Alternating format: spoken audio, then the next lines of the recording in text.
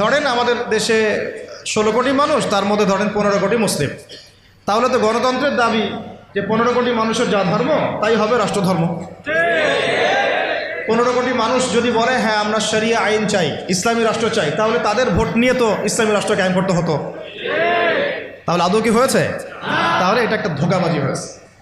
কি হয়েছে? একটা ধোঁকাবাজি। এই জন্য আমরা বললাম এটা গণতন্ত্র নয়, এটা তথাকথিত গণতন্ত্র। এটা একটা so called democratic country, not democratic country. এটা so called democratic country, not a pure democratic country, যদি ওই সেন্সেও আপনি চিন্তা করেন। গণতন্ত্রের মূলনীতি কি? 100 জনের মধ্যে 90 জন যদি বলে সুদ হালাল, গণতন্ত্রপন্থীরা বলবে হালাল। বলে নাউজুবিল্লাহ। যদি 100 জনের মধ্যে 99 জন বলে সমকামিতার লাইসেন্স দাও, দিবে। যদি বলে LGBTQ প্রতিষ্ঠা করো, করবে। যদি বলে যে পতিতালয়ের লাইসেন্স দাও, দিবে। এই তো তাদের মূলনীতি। এটা মূলনীতি না?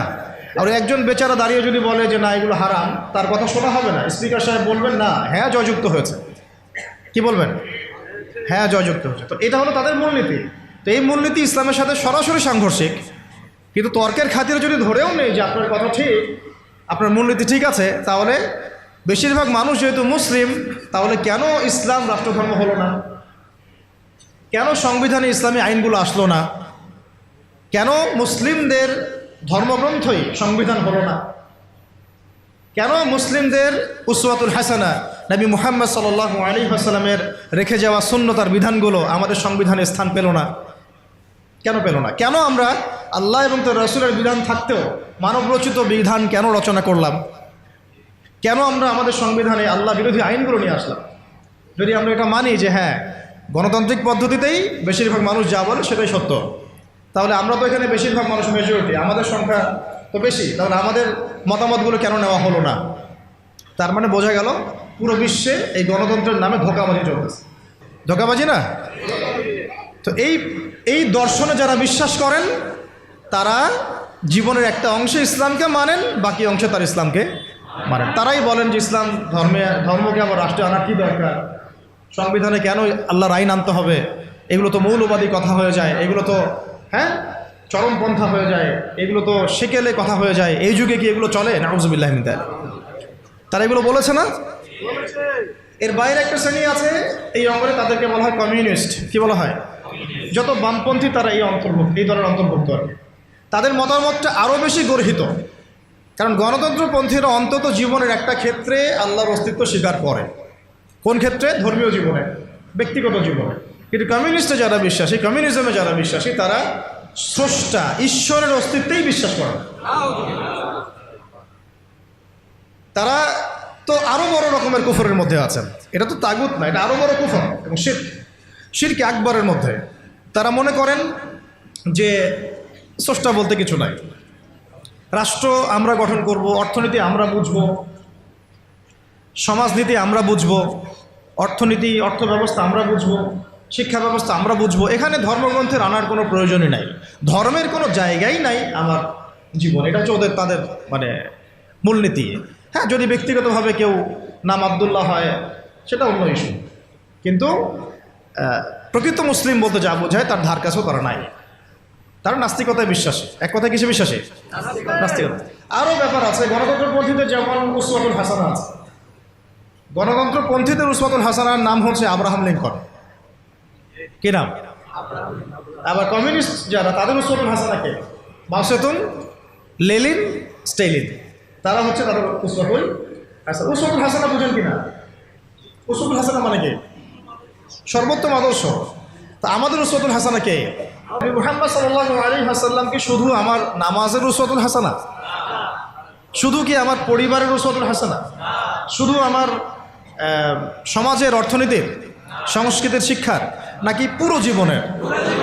নবী সাল্লাল্লাহু আলাইহি ওয়াসাল্লাম আমাদের ইবাদত বন্দেগীর উসওয়াতুল হাসানা, আমাদের সংস্কৃতির উসওয়াতুল হাসানা, আমাদের শিক্ষার উসওয়াতুল হাসানা, আমাদের অর্থনীতির উসওয়াতুল হাসানা, আমাদের ব্যবসা বাণিজ্যের, আমাদের চাকুরির, আমাদের পরিবারের, আমাদের রাজনীতির, আর কি বাকি আছে? আমাদের পুরো জীবনের উসওয়াতুল হাসানা কে? নবী মুহাম্মদ সাল্লাল্লাহু আলাইহি ওয়াসাল্লাম। আমরা একজন ব্যক্তিকে উসওয়াতুল হাসানা মেনে চলছি, এবং তার সাহাবায়ে কেরাম তো আছেনই। মা আনা আলাইহি ওয়া আসহাবি, মা আনা আলাইহি ওয়া আসহাবি, আমি যার উপরে আছি আমার সাহাবীরা যার উপরে আছে। কিন্তু গণতন্ত্রপন্থীদের উসওয়াতুল হাসানা ধর্মীয় জীবনে নবী মুহাম্মদ সাল্লাল্লাহু আলাইহি ওয়াসাল্লাম, কিন্তু অর্থনৈতিক জীবনে ওয়ার্ল্ড ব্যাংক, অর্থনৈতিক জীবনে কি ওয়ার্ল্ড ব্যাংক, IMF আর ফেডারেল রিজার্ভ ব্যাংক। আর পলিটিক্যাল লাইফে তাদের উসওয়াতুল হাসানা হচ্ছে আব্রাহাম লিঙ্কন। কত ইলাহ তাদের, হ্যাঁ তাই না? অনেক ইলাহ না? আবার কমিউনিস্ট যারা, তাদের উসওয়াতুল হাসানা কারো কারো ব্যক্তি জীবনে হয়তো মুহাম্মদ সাল্লাল্লাহু আলাইহি ওয়াসাল্লাম, কিন্তু অর্থনীতিতে তার উসওয়াতুল হাসানা হচ্ছে পুঁজিবাদ। কোনটা? পুঁজিবাদ। আর রাজনৈতিক জীবনে তার উসওয়াতুল হাসানা হচ্ছে মাও সেতুং, লেনিন, স্টেলিন আর মুসোলিনি, ওই সোভিয়েতের সময় যা হয়েছে আর কি তাই। আবার যারা সেকুলার, যারা কি সেকুলারিজমে বিশ্বাসী, তাদের উসওয়াতুল হাসানা কারা? তাদের উসওয়াতুল হাসানা হচ্ছে পশ্চিমা সভ্যতা। কারা? পুরা পশ্চিমা সভ্যতা। পশ্চিমা সভ্যতা যা বলবে তাই। পশ্চিমারা যদি বলে এটা হক, ওরা বলবে হ্যাঁ হক। পশ্চিমারা যদি বলে এটা বাতিল, ওরা বলবে বাতিল। আল্লাহর আইন একদিকে পড়ে থাক, রাসূলের কথা একদিকে পড়ে থাক, কিছু যায় আসে না তাদের।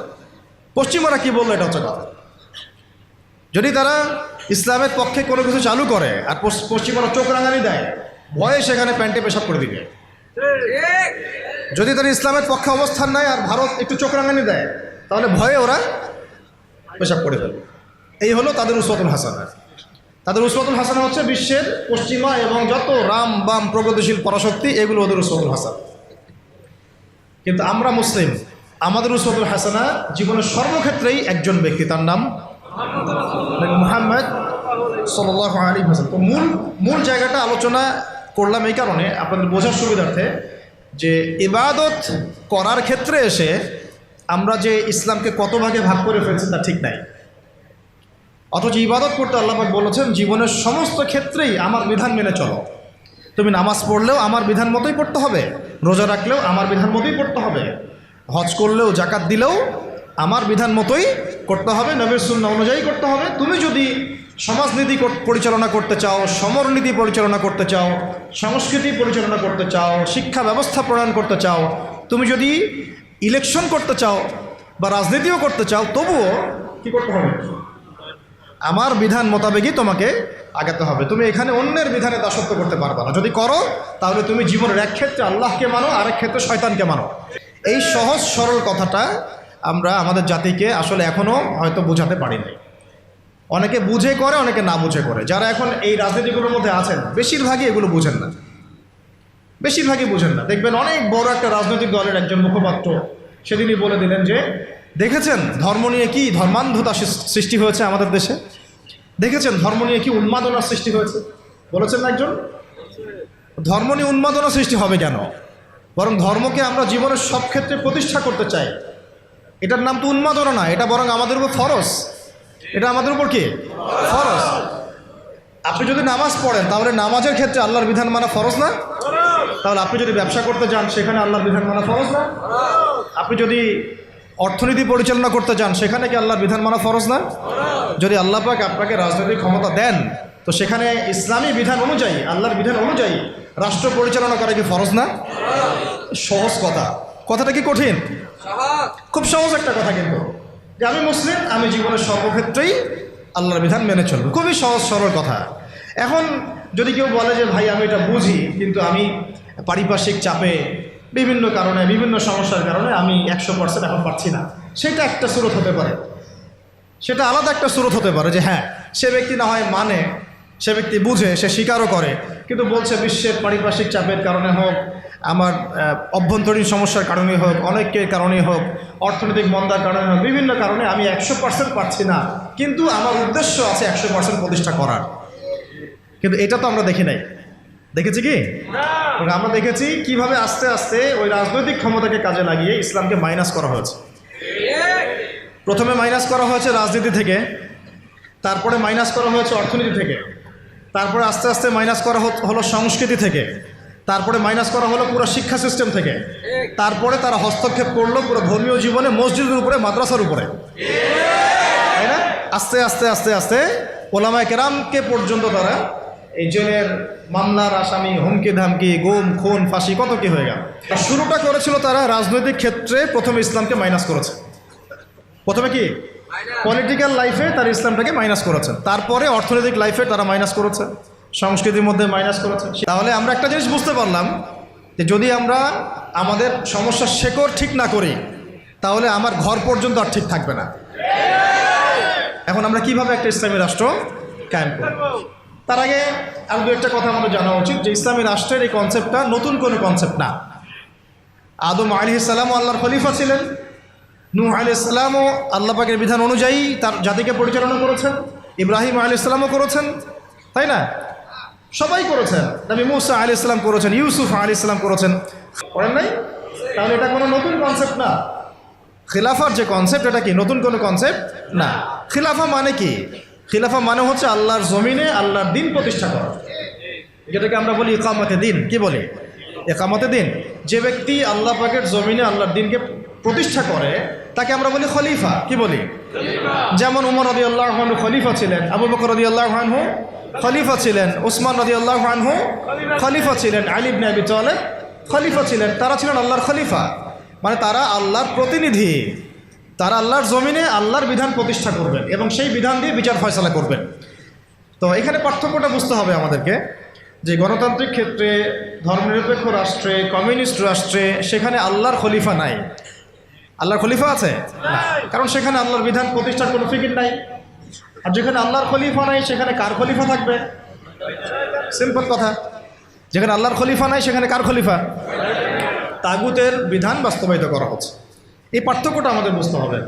এটা নতুন কোনো কনসেপ্ট নয়। আমাদের নবী সাল্লাল্লাহু আলাইহি ওয়াসাল্লামকে রাষ্ট্র পরিচালনা করেন নাই? তার রাষ্ট্রের নাম কি?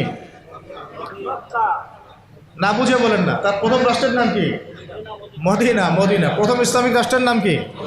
মদিনা। তারপরে মদিনাকে ভিত্তি করে আস্তে আস্তে আস্তে তিনি মক্কা বিজয় করেছেন। প্রথম ইসলামিক স্টেটের নাম কি? মদিনাতুল মুনাওয়ারা। তো সেখানে কি অন্য ধর্মের মানুষ ছিল না? তাদের অধিকার রক্ষা করা হয়েছে না?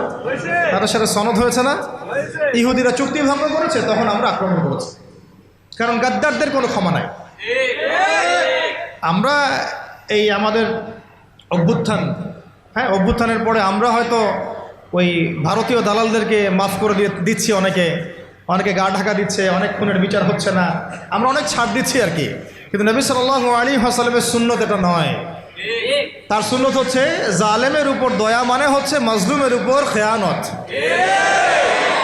জালেমের উপর মারহামাত, মাজলুমের উপরে কি? খেয়ানত। নবী সাল্লাল্লাহু আলাইহি ওয়াসাল্লামের সাথে গাদ্দারি করেছে বনু কাইনুকা, নবীজি বের করে দিয়েছেন। তাও একজন মুসলিম নারীর সম্ভ্রমহানি করেছিল, তাতেই পুরা বনু কাইনুকাকে বের করে দেওয়া হয়েছে। আর আমরা তো দেখছি যে প্রকাশ্যে সাইফুল ইসলামকে জবাই করা হলো, কোনো বিচার হইল না, তাই না বিষয়টা? তো এটা বনু কাইনুকার ক্ষেত্রে হয়েছে। আবার বনু নাজির নবী সাল্লাল্লাহু আলাইহি ওয়াসাল্লামকে কি করেছিল? উপর থেকে এই যে আপনার চাকতি বুঝেন, চরকি যেগুলো বলে, কি জানি বলে, জাতা যেগুলোতে ধান পিষত আগেকার মানুষ, এইগুলো উপর থেকে ফেলে আল্লাহ নবীর মাথায় ফেলতে চেয়েছিলেন সাল্লাল্লাহু আলাইহি ওয়াসাল্লাম। এভাবে গুপ্ত হত্যার চেষ্টা করেছিল তারা, বনু নাজির গোত্র। তো এরপরে নবী সাল্লাল্লাহু আলাইহি ওয়াসাল্লাম তাদেরকে আক্রমণ করে, অবরোধ করে ওখান থেকে বের করে দিয়েছে। আর বনু কোরাইজা এই আহজাবের যুদ্ধে, খন্দকের যুদ্ধে আমাদেরকে পিছন থেকে ছুরি মারছে। কোরাইশদের সাথে তারা সন্ধি করে আমাদেরকে ভিতর থেকে ক্ষতি করার চেষ্টা করেছিল। নবী সাল্লাল্লাহু আলাইহি ওয়াসাল্লাম তাকে অবরোধ করে ওখান থেকে বের করে দিয়েছে। কখন আমরা তাদের সাথে চড়াও হয়েছি? যখন তারা আমাদের সাথে গাদ্দারি করেছে। তো নবী সাল্লাল্লাহু আলাইহি ওয়াসাল্লামও রাষ্ট্র চালিয়েছেন, মদিনা রাষ্ট্র। সেখানে অমুসলিমদের অধিকার তিনি সুরক্ষিত করেছেন, কিন্তু গাদ্দারদেরকে মাফ করেন নাই, শাতেমে রাসূলকে মাফ করেন নাই, নবীকে যারা গালি দিয়েছেন তাদেরকে মাফ করা হয় নাই। আচ্ছা, নবী সাল্লাল্লাহু আলাইহি ওয়াসাল্লামের মদিনা রাষ্ট্রে কি আল্লাহর আইন ছাড়া অন্য কোনো আইন চলেছিল? তাদেরও ভূখণ্ড ছিল, মানে নবী সাল্লাল্লাহু আলাইহি ওয়াসাল্লাম এবং সাহাবীদেরও ভূখণ্ড ছিল, আমাদেরও ভূখণ্ড আছে। তাদেরও সরকার ছিল, আমাদেরও সরকার আছে। তাদেরও সার্বভৌমত্ব ছিল, আমাদেরও আছে। তাদেরও সংবিধান ছিল, আমাদেরও আছে। তাদেরও এই আপনার আর কি লাগে? বুঝলেন না? ঠিক আছে, ওটা বলেছি। আর রাষ্ট্র গঠনের 4টা মৌলিক উপাদান লাগে: ভূখণ্ড, ভূখণ্ড, মাশাআল্লাহ, ভূখণ্ড, সরকার, সার্বভৌমত্ব এবং জনসংখ্যা। ওখানে অমুসলিমদের সাথে আমরা কোনো দ্বন্দ্বে যাই নাই যতক্ষণ না তারা আমাদের সাথে গাদ্দারি করেছে, বেইমানি করেছে এবং আমাদেরকে পিছন থেকে ছুরি মেরেছে। এখন দেখা যায় অনেক সময় আমাদেরকে প্রকাশ্যে অখণ্ড ভারতের জয় শ্রীরামের স্লোগান দেওয়া হচ্ছে, প্রকাশ্যে আমাদের ভাইদেরকে অনেককে অত্যাচার করা হচ্ছে, জবাই করে হত্যা করা হলো, আমরা কোনো ব্যবস্থা গ্রহণ করতে পারছি না। আমরা দৃষ্টান্তমূলক কোনো শাস্তি এখন পর্যন্ত দিতে দেখি নাই। এটা আফসোস আমাদের জন্য। কিন্তু নবী সাল্লাল্লাহু আলাইহি ওয়াসাল্লামের যুগে একজন দিনী বোনের ইজ্জতের বিনিময়ে তিনি পুরা বনু কাইনুকাকে একেবারে মদিনা থেকে বের করে দিয়েছেন একদম। আমরা কিন্তু সেটা করতে পারি নাই। তারপরে নবী সাল্লাল্লাহু আলাইহি ওয়াসাল্লামের যুগে মদিনায় ওখানে কি আল্লাহর বিধান ছাড়া অন্য কোনো বিধান দিয়ে রাষ্ট্র চলেছে? তাহলে আমাদের এখানেও সবই আছে, কিন্তু এখানে আল্লাহর বিধান নাই। আল্লাহর বিধান দিয়ে এই রাষ্ট্র পরিচালিত হচ্ছে না। সেখানে নবী সাল্লাল্লাহু আলাইহি ওয়াসাল্লাম সাহাবীদের মধ্যে যে পরিমাণ ভ্রাতৃত্বের বন্ধন স্থাপন করেছিলেন, সেই ভ্রাতৃত্বের বন্ধন আমার রাষ্ট্রের মধ্যে আসলে নাই। জাতীয় কোনো ঐক্য আমরা খুব একটা দেখছি না, বরং আমরা দেখছি এখানে জাতীয় বিভক্তি। এমনকি মুসলিমদের মধ্যে আমরা শত শত বিভক্তি দেখছি এবং ছাড় না দেওয়ার মানসিকতা দেখছি আর কি। নবী সাল্লাল্লাহু আলাইহি ওয়াসাল্লামের মদিনা রাষ্ট্র অন্য কোনো পরাশক্তির সামনে মাথা নত করে নাই, করেছিল? কিন্তু আমাদের দেশের কাঠামোটা যেটা, সেটা আমরা কিন্তু বিভিন্ন পরাশক্তির কাছে আমরা দাসত্বের শৃঙ্খলে আবদ্ধ হয়ে গেছি, তাই না? আবার নবী সাল্লাল্লাহু আলাইহি ওয়াসাল্লামের মদিনা রাষ্ট্র বিশ্বের বুকে মাথা উঁচু করে একদম স্পষ্ট স্বাধীন রাষ্ট্র ছিল। আমরা কিন্তু বিশ্বের বুকে মাথা তুলে এখন পর্যন্ত সেই স্বাধীনতা অর্জন করতে পারি। সত্যি কথা এটাই। নবী সাল্লাল্লাহু আলাইহি ওয়াসাল্লামের মদিনা রাষ্ট্র ছিল এমন একটা কাঠামো যার উপর দাঁড়িয়ে তিনি গাজওয়া এবং সারিয়া অভিযানগুলো করেছেন, জিহাদ এবং দাওয়াতের মাধ্যমে আরও বড় পরিসরে দিন প্রতিষ্ঠা করেছেন।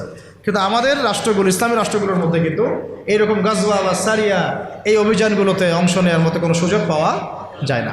নবী সাল্লাল্লাহু আলাইহি ওয়াসাল্লামের মদিনা রাষ্ট্রে কোনো মাজলুম তার অধিকার খর্ব হতো না। কিন্তু আমরা এখানে দেখছি যে মাজলুমের অধিকার খর্ব হতেই আছে আর হতেই আছে আর জালেম পার পেয়েই যাচ্ছে। নবী সাল্লাল্লাহু আলাইহি ওয়াসাল্লামের মদিনা রাষ্ট্রে কোনো খেয়ানত ছিল না, আমানতদারিতা ছিল, তাই না? কোনো দুর্নীতি ছিল না, ইনসাফ ছিল। কিন্তু আপনি আমাদের রাষ্ট্রগুলোতে দেখবেন উপর থেকে নিচ পর্যন্ত খালি খেয়ানত, জুলুম আর দুর্নীতি। সর্বোপরি নবীজির মদিনা রাষ্ট্র ছিল একটা খিলাফা স্টেট। কি স্টেট? খিলাফা স্টেট, যেখানে জনগণ এবং সরকার সবাই আল্লাহর কাছে জবাবদিহিতায় বাধ্য, এবং সেই রাষ্ট্র পরিচালিত হয়েছিল শরিয়া আইন দ্বারা, অর্থাৎ কোরআন এবং হাদিসের বর্ণিত আইন দ্বারা। নবীজি বলতেন যে আমার মেয়ে ফাতিমাও যদি চুরি করে তবুও আমি তার হাত কেটে ফেলবো, তাই না? আর আমাদের এই কাঠামোগুলোর মধ্যে আমরা দেখছি যে কোরআন এবং হাদিসের আইনের কোনো তোয়াক্কাই করা হচ্ছে, বরং এমন কিছু আইন আমরা চাপিয়ে নিয়েছি নিজেদের উপরে যেগুলোতে বাদীও মরে যায়, বিবাদীও মরে যায়, মামলা মরে না। কাউকে হ্যারাস করতে চাইলে দুই একটা মিথ্যা মামলা দিলেই ব্যাস সারা জীবন সে জেলের মধ্যে পচে মরে। যে কাউকে হ্যারাস করা যায়, যাকে তাকে গুম করা যায়, যাকে তাকে ক্রসফায়ার দেওয়া যায়, মিডিয়াকে নিজের ইচ্ছা মতো চালানো যায়, ঠিক আছে, ইসলাম বিদ্বেষ ছড়ানো যায়। হ্যাঁ, তথাকথিত মুনাফেক, তথাকথিত না, এগুলো পাক্কা মুনাফেকদেরকে দিয়ে টকশো করানো যায়, ঠিক আছে, দিয়ে ইসলাম বিদ্বেষ ছড়ানো যায়, শিক্ষা থেকে ইসলামকে উঠানো যায়, সংস্কৃতি থেকে ইসলামকে উঠানো যায়, মানুষকে সুদ খাওয়ানো যায়, পুরো জাতিকে মায়ের সাথে জেনা করানো যায়, তাই না? এবং নিজের ক্ষমতা টিকিয়ে রাখার স্বার্থে মুশরিকদের দাসত্ব করা যায়। তো এই রাষ্ট্র ব্যবস্থাগুলোর মৌলিক পার্থক্যকে আমরা বুঝতে পারছি যে মদিনা রাষ্ট্র কীরকম একটা পবিত্র এবং প্রামাণ্য একটা রাষ্ট্র ছিল, স্বতন্ত্র, স্বাধীন, সার্বভৌম একটা রাষ্ট্র ছিল, যে রাষ্ট্র এবং জনগণ আল্লাহ ছাড়া কাউকে ভয় করতো না, তাই না? এবং সেই রাষ্ট্রটাকে ভিত্তি করে নবী সাল্লাল্লাহু আলাইহি ওয়াসাল্লাম দাওয়াত এবং জিহাদের মধ্য দিয়ে আস্তে আস্তে রাষ্ট্রের আয়তন বাড়িয়েছেন, জনসংখ্যা বেড়েছে, ইসলাম প্রসারিত হয়েছে। এবং যেই মক্কায় 13 বছর আমরা জুলুমের শিকার ছিলাম, সেই মক্কা আমরা বীরের বেশে জয় করলাম, তাই না? শুধু কি সেখানেই থেমে গেলাম? সেটাকে ভিত্তি করে আবার আবু বকর রাদিয়াল্লাহু আনহু, ওমর, ওসমান, আলী, 4 খলিফার যুগে ইসলাম অর্ধেক বিশ্ব পর্যন্ত ছড়ায় গেল। একদম ওই আপনার স্পেন থেকে, পর্তুগাল থেকে নিয়ে চায়না পর্যন্ত, এদিকে আপনার কি বলবো আফ্রিকা থেকে নিয়ে একেবারে সাইপ্রাস থেকে শুরু করে আফগানিস্তান, পাকিস্তান, সিন্ধু পর্যন্ত পুরো কন্টিনেন্টটা ইসলামের ছায়াতলে গত হলো না 4 খলিফার সময়? ওই খেলাফা রাষ্ট্রের উপর দাঁড়িয়ে হয়েছে। ওটা আমাদের ইতিহাস, এটা আমাদের শেকড়। আমরা এই জাতি ছিলাম, সেখান থেকে আমরা কোথায় আসছি একটু চিন্তা করতে পারছেন? পুরো রাষ্ট্র ব্যবস্থার মধ্যে দুর্নীতি, অনিয়ম, জুলুম, খেয়ানত, মানে মাজলুমের অধিকার খর্ব করা, হ্যাঁ, আইনের সুশাসন নিশ্চিত না হওয়া, একেবারে জোরজার মুল্লুকতার, জ্ঞানীদেরকে মূল্যায়ন না করা, মূর্খদের রায় নিয়ে রাষ্ট্র পরিচালনা করা, হ্যাঁ, এবং আল্লাহ বিরোধী আইনগুলোকে হালাল করে নেওয়া, আল্লাহর হালালকে হারাম করে নেওয়া, আল্লাহর হারামকে হালাল করে ফেলা, হ্যাঁ, তাগুতি বিধান চাপিয়ে দেওয়া, ইসলামকে সংকুচিত করা, ইসলাম বিদ্বেষ ছড়ানো, কি করি নাই আমরা, কি করি নাই আমরা। মূল কথা হচ্ছে আমরা ইসলামটাকে শুধু ব্যক্তি জীবনে ওই ইহুদি খ্রিস্টানদের মতো, ওরা যেমন গির্জায় প্যাগোডায় ধর্মকে সংকুচিত করেছে, ওই রকম আমরাও চেয়েছি যে ইসলামকে মসজিদের মধ্যে ঢুকায় তালা মেরে রেখে দেব, বাইরে ইসলামকে আমরা আসতে দিব না, তাই না? এটার বাস্তব রূপরেখা আমরা দেখেছি এই সেকুলার রাষ্ট্রগুলো। তো এখন যদি আমরা এগুলো থেকে কোনো শিক্ষা নিয়েই থাকি, তাহলে আমাদের আগে জানা উচিত যে ইসলামী রাষ্ট্র ব্যবস্থায় সুবিধা কি, অসুবিধাগুলো কি, এবং এখানে আমাদের ভূমিকাটা কি, নাকি আমরা আসলে চাই এভাবেই চলতে থাক। আসলে সিদ্ধান্তে আসে নাকি, আপনারাই বলেন তো, আসলে কি এভাবেই চলতে থাকা উচিত? দেখেন, এভাবে যদি চলতে থাকে, আমি আপনাদেরকে গ্যারেন্টি দিচ্ছি, আল্লাহ না করুক, যদি এইভাবে চলতে থাকে, তাহলে ব্যক্তি জীবনেও আপনি ইবাদত করার স্বাধীনতা হারাবেন। ইভেন আমরা তো আশঙ্কা করছিলাম যে কোন দিন জানি দাড়ি রাখার নিষেধাজ্ঞা চালু হয়। আপনারা কি তুরস্কের ইতিহাস পড়েছিলেন? যখন তুরস্ক প্রথম বিশ্বযুদ্ধে অটোম্যানরা যখন মানে ফার্স্ট ওয়ার্ল্ড ওয়ারে অংশ নিয়েছিল, হেরে গিয়েছিল, মোস্তফা কামাল আতাতুর্ককে ক্ষমতায় বসানো হয়েছিল, তখন আজান বন্ধ হয়ে গিয়েছিল, মাদ্রাসা বন্ধ হয়ে গিয়েছিল, মসজিদ তালা মারা হয়েছিল, দাড়ি রাখা নিষেধ করা হয়েছিল। এমন কোনো জুলুম নাই তখন করা হয় না। তো এভাবে যখন ইসলামকে রাজনৈতিক অঙ্গন থেকে সরিয়ে ফেলা হয়, তখন আস্তে আস্তে ইসলাম ব্যক্তি জীবন থেকে উঠে যায়, উঠিয়ে দেওয়া হয়। একটা সহজ সরল বিষয়, আমার কাছে যদি এই পুরো মিরপুর এলাকার, ধরেন অন্য কথা বাদ দিলাম, পুরো মিরপুর এলাকার অথরিটি যদি আমার কাছে থাকে, এবং আমি যদি একজন স্বাধীন শাসক হই মিরপুরের, ফর এক্সাম্পল, একটা এক্সাম্পল দিচ্ছি, যে এই মিরপুর অঞ্চলটুকুর স্বাধীন শাসক একজন আমি, ধরেন XYZ, বা আপনি আব্দুর রহমান, ওয়েবার নিউজ।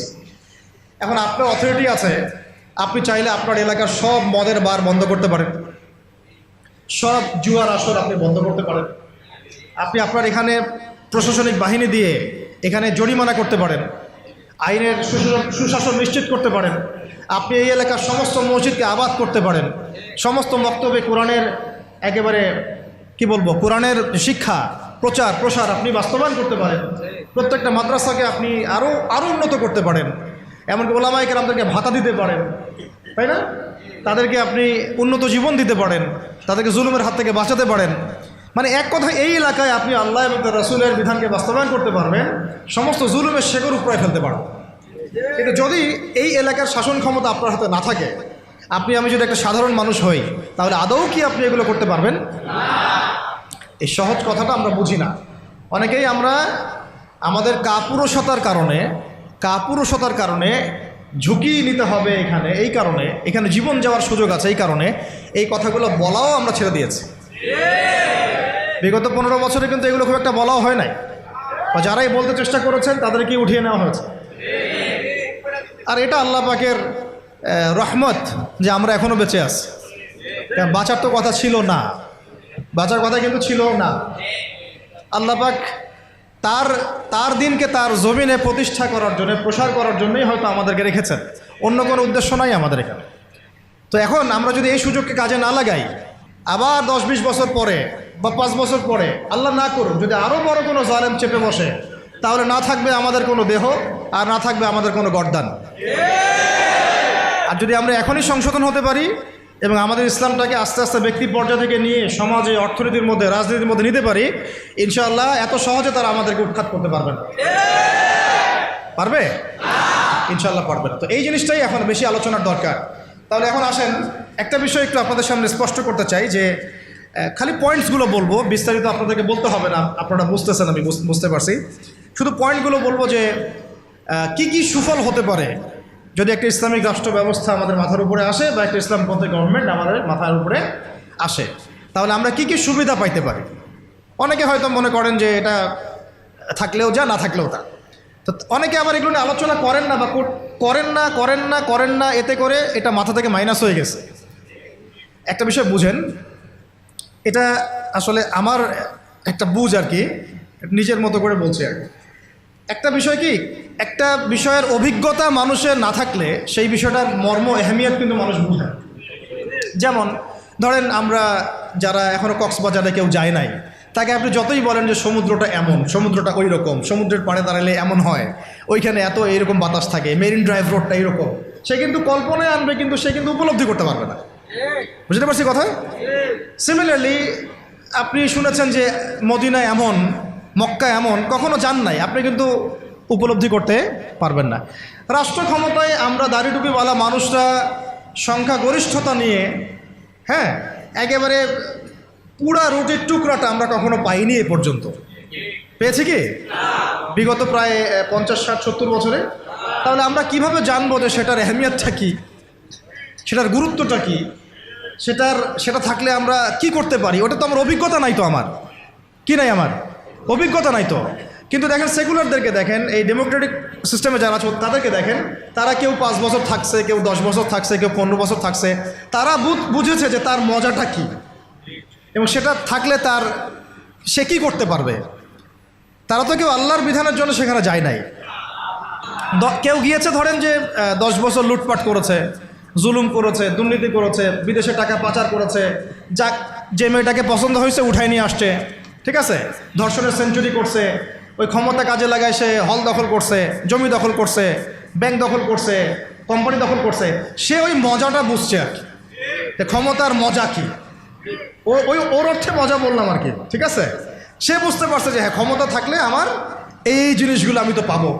এই জন্য দেখেন, 1000 মাইর খাইলেও, 1000 বার মাইর খাইলেও, নেতাকর্মী জীবন দিলেও সে ওই রাজনীতি থেকে সরে যায় না, তাই না? 10 বছর মাইর খায় আবার আসে না, আমাকে চাইতে হবে, কারণ ওখানে কি মজা আমি তো জানি, ওইটা যদি একবার পাই তাহলে আমি আবার এইগুলা পাবো, তাই না বিষয়টা? তো ওদের একটা উদাহরণ দিয়ে বোঝালাম। এই জন্য দেখেন তারা তাদের এই রাজনৈতিক মুভমেন্ট থেকে কখনো সরে যায় না। সরে যায় কখনো? যায়নি, যায় না, যাবেও না, কারণ তারা ওর অভিজ্ঞতা অর্জন করেছে, তারা ওর মজাটা বুঝেছে। কিন্তু আমরা কখনো ওখানে গিয়ে আল্লাহর বিধান কি কায়েম করতে পেরেছি? আমরা তো ওখানে গিয়ে ন্যায় বিচার, ইনসাফ, হ্যাঁ, তারপরে আপনার আল্লাহর বিধান, শরিয়া আইন, তারপরে হুদুদ, কিসাস, এই যে বিষয়গুলো আমরা তো বাস্তবায়ন করতে পারি নাই। আমাদের ওই অভিজ্ঞতাটা নাই তো, এই কারণে আমাদের মধ্য থেকে আলোচনা উঠে গেছে আস্তে আস্তে, খুব কম, লিমিটেড। কিন্তু আমরা যদি একবার ওখানে যেতে পারি তখন দেখবেন আপনারাও বা আমরাও ওইটা ছাড়তে চাবো না, কারণ আমরা জানি ওখানে গেলে ইসলামকে কত বড় পরিসরে কায়েম করা যাবে ইনশাআল্লাহ, তাই না? আমরা ইসলামিক সেন্সে বলছি, আমরা ওখানে গেলে বুঝতে পারবো যে আমরা কত বড় পরিসরে ইসলামের খেদমত করতে পারবো ইনশাআল্লাহ। যেহেতু আমরা যেতে পারি নাই, তাই আমাদের মধ্যে ওই অভিজ্ঞতাটা কিন্তু এখন অর্জিত হয় না। এই কারণে আলোচনাগুলোর দরকার যে ওখানে গেলে কি পেতে পারেন বা সুফলটা কি হতে পারে, আর না গেলে কি কুফলগুলো হচ্ছে। শুধু পয়েন্টগুলো বলবো। 1 নাম্বার, যদি একটা ইসলামিক সরকার আমাদের মাথার উপরে আসে এবং একটা ইসলামপন্থী রাষ্ট্র আমরা সামনে কায়েম করতে পারি, সামনে বলতে হতে পারে 5 বছর পরে, 10 বছর পরে যদি কায়েম করতে পারি ইনশাআল্লাহ, ইনশাআল্লাহ, তাহলে সর্বপ্রথম আমরা পুরো দেশে সালাত কায়েম করতে পারবো। আমরা এখন নামাজ পড়ি, তাই না? নামাজ কায়েম করি ব্যক্তি জীবনে, পারিবারিক জীবনে, কিন্তু আমরা জাতিগতভাবে কিন্তু নামাজ কায়েম করতে পারি না। আপনি তো চার্জ করতে পারছেন না। আমাদের মুরব্বী ওলামা কেরাম অনেকে এখানে আছেন যে কয়েক বছর আগেই মদিনায় যারা নামাজ পড়তো না, দোকান খোলা থাকতো না আমাদের সময়, তাদেরকে ধরে নিয়ে যাইতো না, গারামা দিত, গারামা, জরিমানা, অনেকে তো পিটাইতো, জেলও দিত, অনেকে ওই মরুভূমিতে গিয়ে রেখে দিয়ে আসতো, হাইটা হাইটা আইতো, শাস্তি। মানে নামাজ যদি রাষ্ট্র চায় তাহলে জনগণকে পড়াতে পারে। রাষ্ট্র যদি চায় জনগণকে মাস্ক পড়াইতে পারে না, পারে না? হ্যাঁ, তো রাষ্ট্র যদি চায় তাহলে জনগণকে নামাজও পড়াইতে পারবে ইনশাআল্লাহ। আর যারা বুঝে না তাদেরকে শিখাইতে পারবে, যারা নামাজ পড়তে জানে না তাদেরকে আমরা ইসলামিক সেন্টারে পাঠাইতে পারবো, তরবিয়ত দিতে পারবো, ওলামা কেরামের সহবতে নিয়ে শিখাইতে পারবো, তাই না? কিন্তু আপনি এটা রাষ্ট্রীয় উদ্যোগে এখন আর করতে পারবেন না। এটা ব্যক্তি জীবনে সীমাবদ্ধ হয়ে থাকে তখন। তো ব্যক্তি জীবনে থাকলে তো আপনি পড়লেও কি না, মানে পড়লে কেউ চার্জ করার নাই, না পড়লেও কেউ চার্জ করার নাই, এটা আপনার ব্যক্তিগত বিষয়ের সাথে নিসবত হয়ে গেল। কিন্তু জাতিগতভাবে কিন্তু নামাজ কায়েম হলো না। কিন্তু নবী সাল্লাল্লাহু আলাইহি ওয়াসাল্লাম কি মসজিদে কোনো সাহাবী না আসলে বা আসতে না পারলে খোঁজ নিতেন না? প্রাইমারি স্কুলে কোরআন শিক্ষা বাধ্যতামূলক করতে পারতেন, পারতেন না? হাই স্কুলে আরবি ভাষা শিক্ষা বাধ্যতামূলক করতে পারতেন, কোরআনের কিছু অনুবাদ তো বাধ্যতামূলক করতে পারতেন, সিলেবাস মুক্ত করতে পারতেন। অনার্স লেভেলে গিয়ে আমাদের এই ভাইরা তখন কোরআনের তাফসীর করতে পারতো, তর্জমা করতে পারতো, হাদিসের এরাব দিতে পারতো, এবারত পড়তে পারতো। তারা কি পারে? 95%ই পারে। মাস্টার্স লেভেলে গিয়ে তারা ইফতা দেওয়ার মতো যোগ্যতা হয়তো অর্জন করতে পারতো। আরও অনেক কিছু করা সম্ভব ছিল, কিন্তু এটা আপনি আর রাষ্ট্রীয়ভাবে এখন করতে পারছেন না। তাহলে একটা বিষয় হচ্ছে, দেখুন এক্সাম্পলটা বুঝেন। এখানে তো অনেক ফ্যাক্টরি আছেন আপনাদের এখানে, এটা দেখে মনে পড়লো আর কি উদাহরণটা, যে দেখেন ধরেন আমি একটা চাদর পরেছি, এখন এই চাদরটা ধরেন যে এক ভাই হাতে সেলাই করছে, 10 জন মিলে হাতে সেলাই করছে, 10টা চাদর উৎপন্ন হচ্ছে, আর এখানে একটা চাদর তৈরির ফ্যাক্টরি আছে, চাদর তৈরির ফ্যাক্টরি আছে। উৎপাদন কার বেশি হবে? ইসলামিক রাষ্ট্র হচ্ছে একটা ফ্যাক্টরির মতো কাজ করবে, যা ইসলাম আরও অনেক বেশি ছড়াই দিতে পারবে, যেটা ব্যক্তিগতভাবে অতটা সম্ভব হয়ে ওঠে না। দাওয়াতের মাধ্যমে হয়, দাওয়াতের মাধ্যমে ব্যক্তিগত ইসলাম হয়, মানুষ ফিরে আসে, কিন্তু বড় পরিসরে ইসলাম কায়েম হয় না। বরং আমরা ইসলাহের যত মেহনত করি, ওরা ওদের শয়তানি শক্তি দিয়ে ওইটাকে আবার নস্যাৎ করার চেষ্টা করে, তাই না? আমরা ইসলাহ করে মানুষকে আল্লাহর পথে ডাকার চেষ্টা করি, ওরা গান বাজায় দিল, কনসার্ট করাই দিল, পর্নোগ্রাফি চালু করে দিল, মেয়ে নাচাই দিল, আল্লাহ বিরুদ্ধে আইন 4টা-5টা চালু করে দিল, ব্যাস আপনার মেহনতের উপর পানি পড়ে গেল। অথচ যদি আমরা একটা ইসলামিক স্টেটের দিকে যেতে পারতাম, ইসলামিক রাষ্ট্র ব্যবস্থার দিকে, তাহলে ওই ক্ষমতা আমাদের হাতে থাকতো যে তারা উপরের লেভেল থেকে ইসলাম বিরোধী কোনো শক্তিকে মানে আমাদের উপর চাপিয়ে দিতে পারত না। 1 নম্বর হচ্ছে আমরা নামাজ প্রতিষ্ঠা করতে পারতাম জাতিগতভাবে, যেটা আমরা এখন পারছি না। 2, আমরা যাকাত কায়েম করতে পারতাম, যাকাত প্রতিষ্ঠা করতে পারতাম রাষ্ট্রীয়ভাবে। এটা মুসলিমদের জন্য বলছি, নামাজ এবং যাকাতের বিষয়গুলো। অমুসলিমদেরকে নিয়ে তো আমাদের এখন এভাবে ফিকির নাই। তারা আমাদের রাষ্ট্রে থাকবে, আমরা সহ অবস্থান করব, আমরা তাদের ধর্ম পালনে কোনো বাধা দিব না, আবার আমরা তাদের ধর্ম পালনের অংশও হব না। মানে না আমি মূর্তি ভাঙতে যাব, আর না আমি মূর্তি পাহারা দিব, আর না আমি মূর্তি গড়ে দিব। তারা লাকুম দীনুকুম ওয়ালিয়া দিন, তোমাদের দিন তোমরা পালন করো, আমাদের দিন আমরা পালন করব। এবং তোমরা আমাদেরকে জিজিয়া দিবা। কি দিবা? এই জিজিয়া কেন দিতে হবে? কারণ এই জিজিয়ার বিনিময়ে আমরা তাদের জান, মাল, সম্পদ, সন্তান সব কিছু নিরাপত্তার দায়িত্ব নেব, যেটা মদিনা রাষ্ট্রে ছিল। এটাকে বলা হয় যে তারা ইসলামিক রাষ্ট্রের মধ্যে আমাদের জিম্মায় থাকে, আমাদের জিম্মায় থাকে। ওই জিম্মা শব্দও তো এরা বুঝে না, এরা মনে করে জিম্মা মানে মনে হয় জিম্মি, হ্যাঁ তাই না? বলে না যে জিম্মি করে ফেলছে। জিম্মি মানে তো একজনকে অন্যায়ভাবে আটকে রাখা, এটাকে জিম্মি। এই দেখেন আরবির যে কত অবস্থা খারাপ আমাদের দেশে। জিম্মি আর জিম্মা এটা কি এক হইল? জিম্মি হচ্ছে কি কাউকে অন্যায়ভাবে আটকে রাখা, আর জিম্মা মানে আপনার জান আমার জান, আপনার মাল আমার মাল, আপনার সন্তান আমার সন্তান, আপনার পরিবার আমার পরিবার। আপনি আমাকে জিজিয়া দিবেন, আপনার পুরো জান, মাল, ইজ্জত, পরিবার দায়িত্ব আমাদের। কেউ আপনাদের দিকে বাঁকা চোখে তাকাইতে পারবে। যদি তাকাইতে আসে কোনো মুসলমানও যদি আপনার উপর জুলুম করতে আসে, আমরা ওই মুসলমানের হাত কেটে ফেলে দেব যখন আপনার উপর জুলুম হবে। তখন যদি আপনি মাজলুম হন আর মুসলিম জালেম হয়, তাহলে আমরা তার বিরুদ্ধে ব্যবস্থা নেব। এটা হচ্ছে জিম্মাদারি। তো এরা দেখলাম যে এতটুকু বোঝে না। আমাদের একটা স্ট্যাটাস নিয়ে দেখলাম ভারতীয় একটা মিডিয়া এইসব অপপ্রচার চালাইছে আর কি, যে উনি বলছে যে অমুসলিমদেরকে জিম্মায় নিয়ে চলে আসবে। আরে ভাই, জিম্মা তো ভালো শব্দ। জিম্মা এত বড় শব্দ যে মানে আমার সন্তান যদি আপনার বিরুদ্ধে অন্যায় করে, আমি আমার নিজের হাতে সন্তানকে শাস্তি দিব, এটা হলো জিম্মা। তো যাই হোক, এটা তারা বুঝে না। এটা তাদের জন্যে না, এই সালাত এবং যাকাতের বিষয়টা কাদের জন্য না? মুসলিমদের জন্য। অমুসলিমদের জন্য এটা নয়। আমরা তাদেরকে দাওয়াত দিব। কি করব? তাদেরকে দাওয়াত দিব। যাকাত প্রতিষ্ঠা করা সম্ভব কিভাবে? আমরা রাষ্ট্রীয়ভাবে, যে রাষ্ট্রীয়ভাবে আমাদের যাদের নেশাব পরিমাণ সম্পদ হয়েছে, একেবারে তালিকাভুক্ত করে, সুমারি করে, একটা প্রশাসনের বাহিনীকে লাগিয়ে দিয়ে এইটাকে আমরা মানে উত্তোলন করতে পারি কিনা? নবী সাল্লাল্লাহু আলাইহি ওয়াসাল্লাম করেছিলেন কিনা? আবু বকর সিদ্দিক, ইবনুল খাত্তাব বিন আফফান, উসমান বিন আফফান, আলী ইবনে আবি তালেব, তারা করেন নাই?